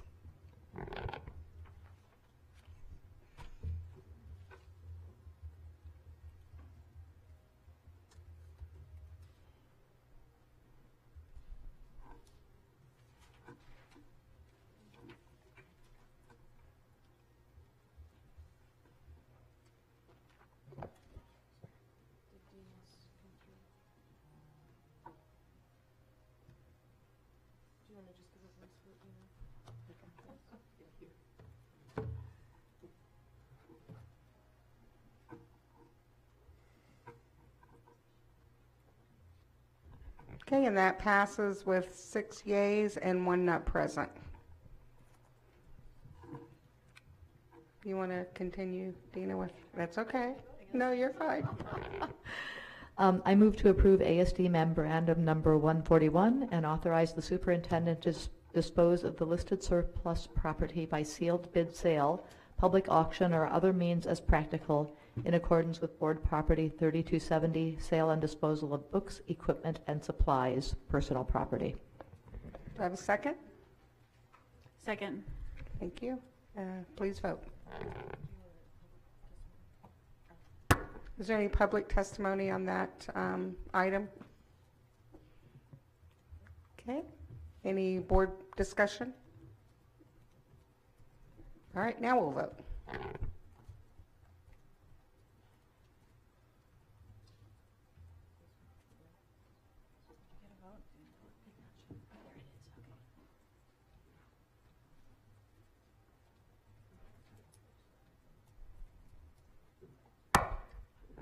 We have 6 yeas and 1 not present. Okay, I move to approve ASD memorandum number 164 and authorize the superintendent to award a contract for the Rogers Park Elementary School HVAC and roof updates to Swalling General Contractors for a total award amount of $5,992,665. Do we have any public testimony? Second. Oh, yeah, we forgot the second. Okay. Do we have any public testimony? Any board discussion? Board, please vote.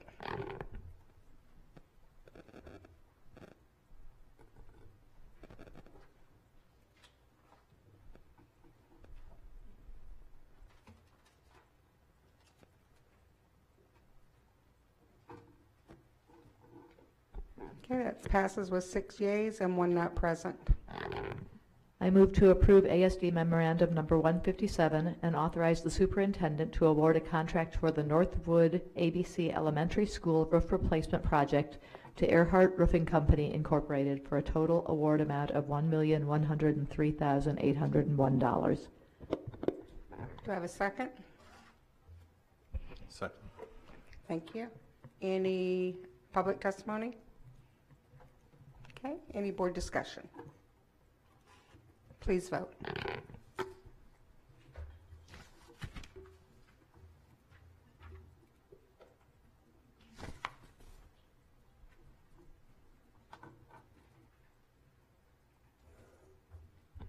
And that passes with 6 yeas and 1 not present.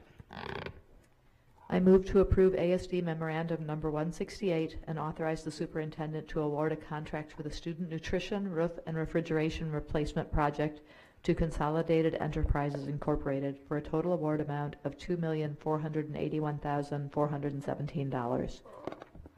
Second? Second. Thank you. Any public testimony? Board discussion? Please vote.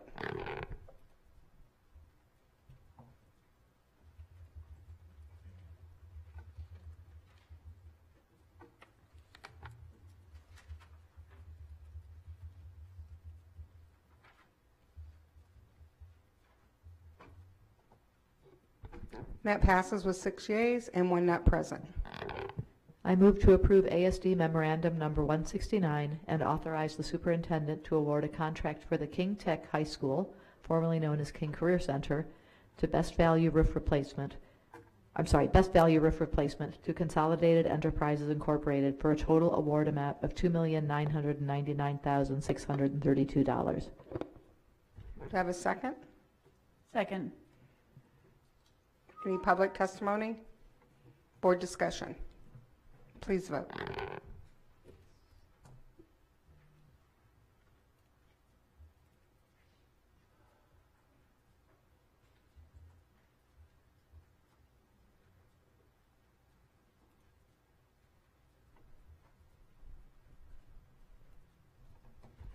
Passes with 6 yeas and 1 not present.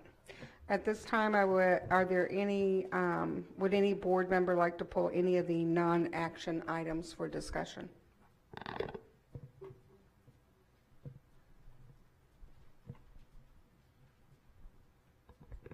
Okay, seeing that, we'll move on. Future items, future business. Do we have any board members that have any items for future business? The other thing I want to just say here too is just to remind the board that this is our time even to maybe discuss, maybe not tonight because it's late, but it is our time to be able to discuss. I mean, it is our meeting. There's things you want to discuss or bring up. You're certainly more than welcome to do that during our meeting. So don't feel that you can't do that in this forum, because you can. So is there anyone that would like to bring up any future items or future business? Dave. Thank you, Madam Chair.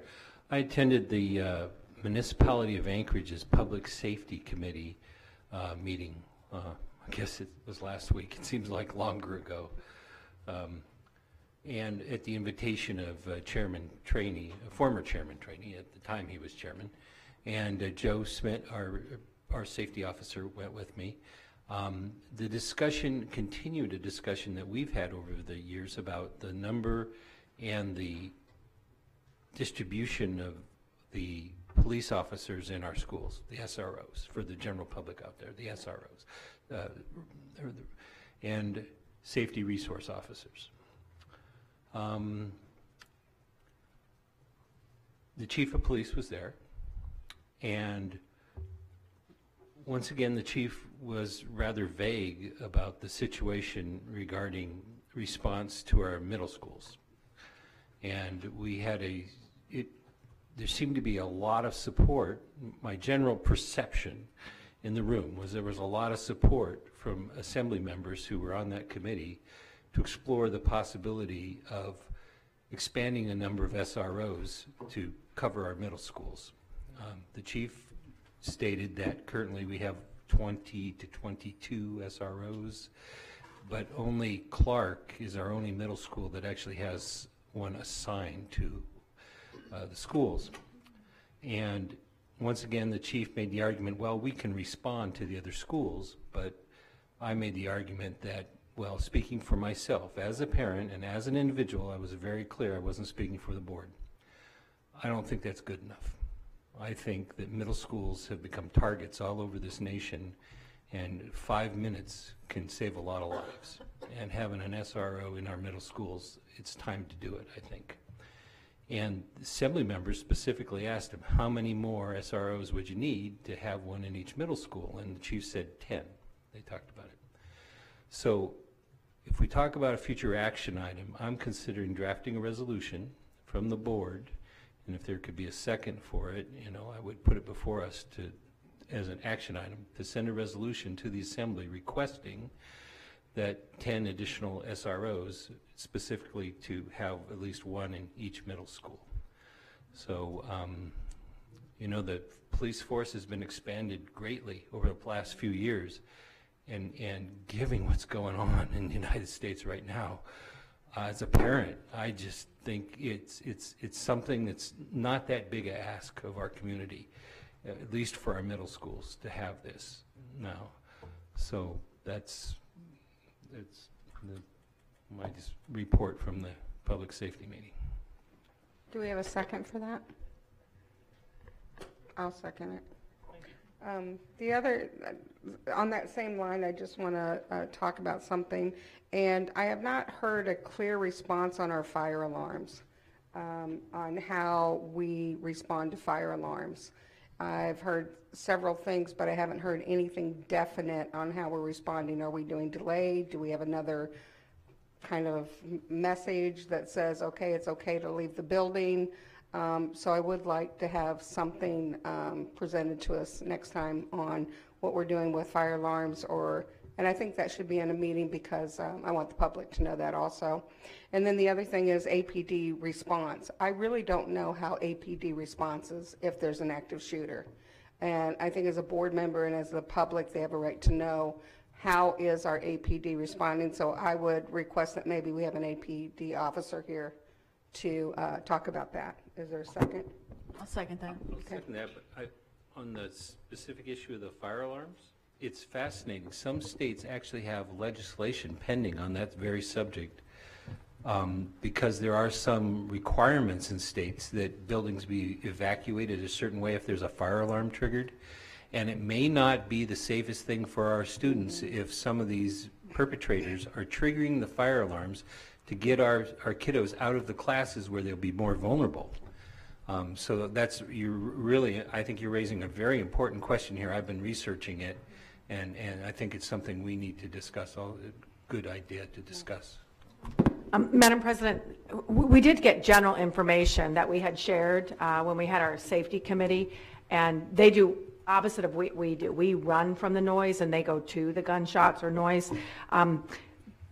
Just to expect, they're probably not going to share their trade secrets with us because it's inappropriate for even the bad guys to know their response. And we're taking a look at the fire alarms, to your point, and Joe Schmidt, you know, has experience of where we put the fire alarms where, you know, students can't reach them, where staff could reach them. And actually, Steve mentioned that to me. They're having that discussion with the fire marshal presently. In the most recent, the feedback, the report that we were provided in it could have changed because the data is that the perpetrator didn't pull the alarm this time. A student that was running to warn everyone else pulled that alarm.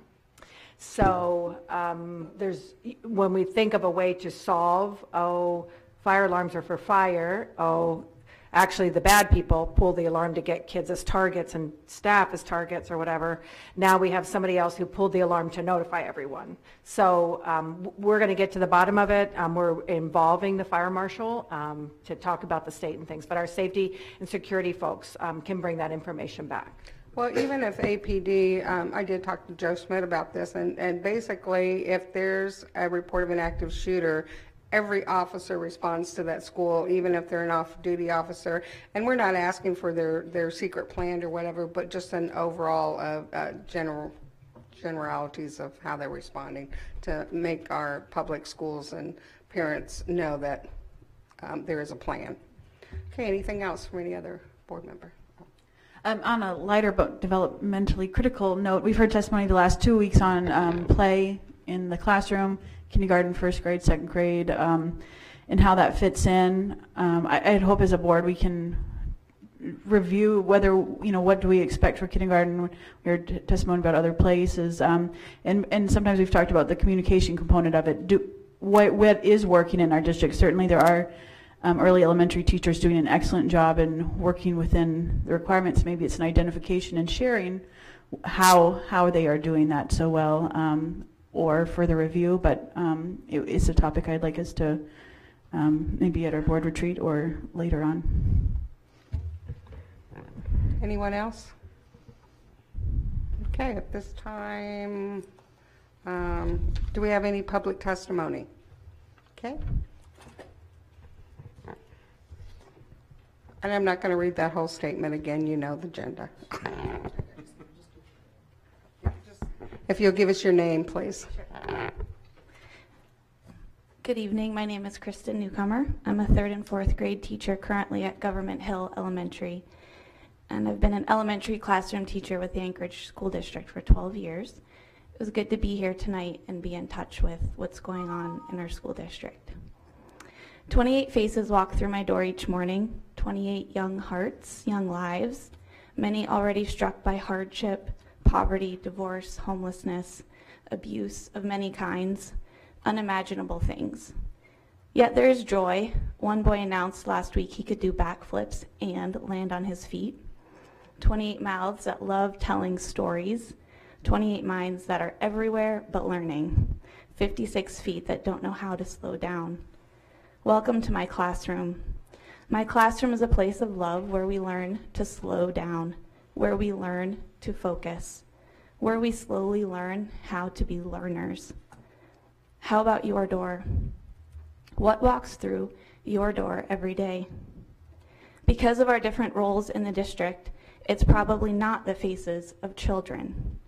What walks through your door is probably a little quieter, a little less excitable. I'd be the first to admit I'm cut out for my door, not your door. I probably don't even want to know what walks through your door. But the point I'm making is that our places of work are very different. Nevertheless, our collective work is with and for children. Because you are not touched and surrounded and deafened and smothered by children all day, yet your work is for children, I see your biggest challenge as staying in touch with children, staying in touch with the learners that walk through my door. It's funny how quickly out of touch we can be. Over the summer, I tend to have all these dreams and ideas about what I will do in the classroom the following year. In my mind, I'm standing in front of silent, perfect pupils with pencils ready and ears attentive. Or when I'm just down the hall from my classroom in a quiet IEP meeting with mature, civil adults. Every plan sounds like a brilliant idea on paper. It's funny how quickly out of touch we can be. Without having daily contact with children, your task of making decisions for children is much more difficult. The danger lies in being out of touch with what is needed most and out of touch with effective strategies for meeting those needs. I suppose I'm saying all of this just as a reminder to please regularly stay in touch with the classroom. I think I speak for all teachers when I say our doors are open. Come into our classrooms anytime. See the 28 bright faces. Feel the complexity of classroom challenges. Witness the hard-earned learning. Come meet the names behind the numbers. Observe, teach, put a Band-Aid on a paper cut. Talk with us. Your success as decision makers depends on it. Our success as a district depends on it. There are 2 more days this year to capitalize on this opportunity to stay in touch, and many more days to come. Thank you. Thank you for your testimony. Is there anyone else that would like to testify? Okay, at this time then, if we have any board comments or anything you want to share? I'm just going to share one cool thing. There were 3 kids who graduated with AA degrees from Alaska Middle College in high school the same day. It was unbelievable. They are just all different tracks, but an incredible thing to see and meet those kids, and all the others were amazing too. But. And I know we're in short, everybody wants to leave, but I'm going to share one thing. I always go out to those Fund Me accounts and look to see what our teachers are asking for. And so I had one teacher that was asking for pillows and a table. And I thought, okay, I'm going to give her some money, but then I'm going to go find out what she's talking about. And this is Ms. Thompson, I'm just going to say it, over at Taku. And she has all these different seating arrangements for her students, which was really cool to see. So I'm going to try to get her some more money so she can get her table and pillows. But So I thought it was just very interesting to see how innovative our teachers are and how they meet our children's needs. Thank you. So I have been to many, many wonderful things in the past couple of weeks. At Rogers Park, the ropes program, I helped out with a couple of kiddos there. Math derby out at Shugiak Elementary, which was just amazing, seeing these young kids applying math that they had learned to a STEM problem and learning about hydroponics. It was just so cool. And then 3 graduations that were so different from each other. The ACT Search graduation, which is adult community transition, is that right? And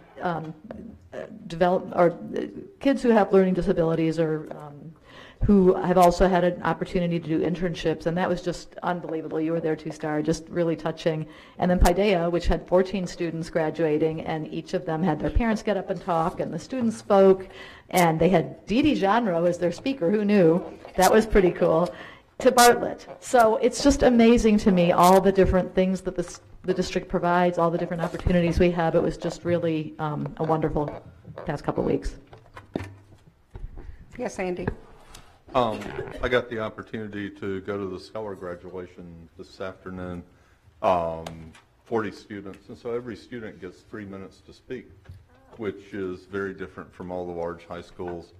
It really drove home the value of a lot of our small programs where there is a lot of variability and there is the opportunity for deviation from the norm, I guess you would call it.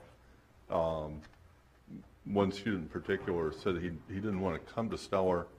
He just didn't want to do it. He wanted to stay where he was because, you know, it turned out to be the best decision my mom ever made for me. How close families, faculty, and students are in these programs really gets driven home, and it came up listening to the Orion folks talk about their school. One of the challenges is if we do consolidate schools, we're going to lose small schools and create bigger ones that just aren't as personal, that aren't quite as variable. And it's one of the things we're going to have to balance in a difficult way as we go forward with all this. Okay, at this time, meeting is adjourned.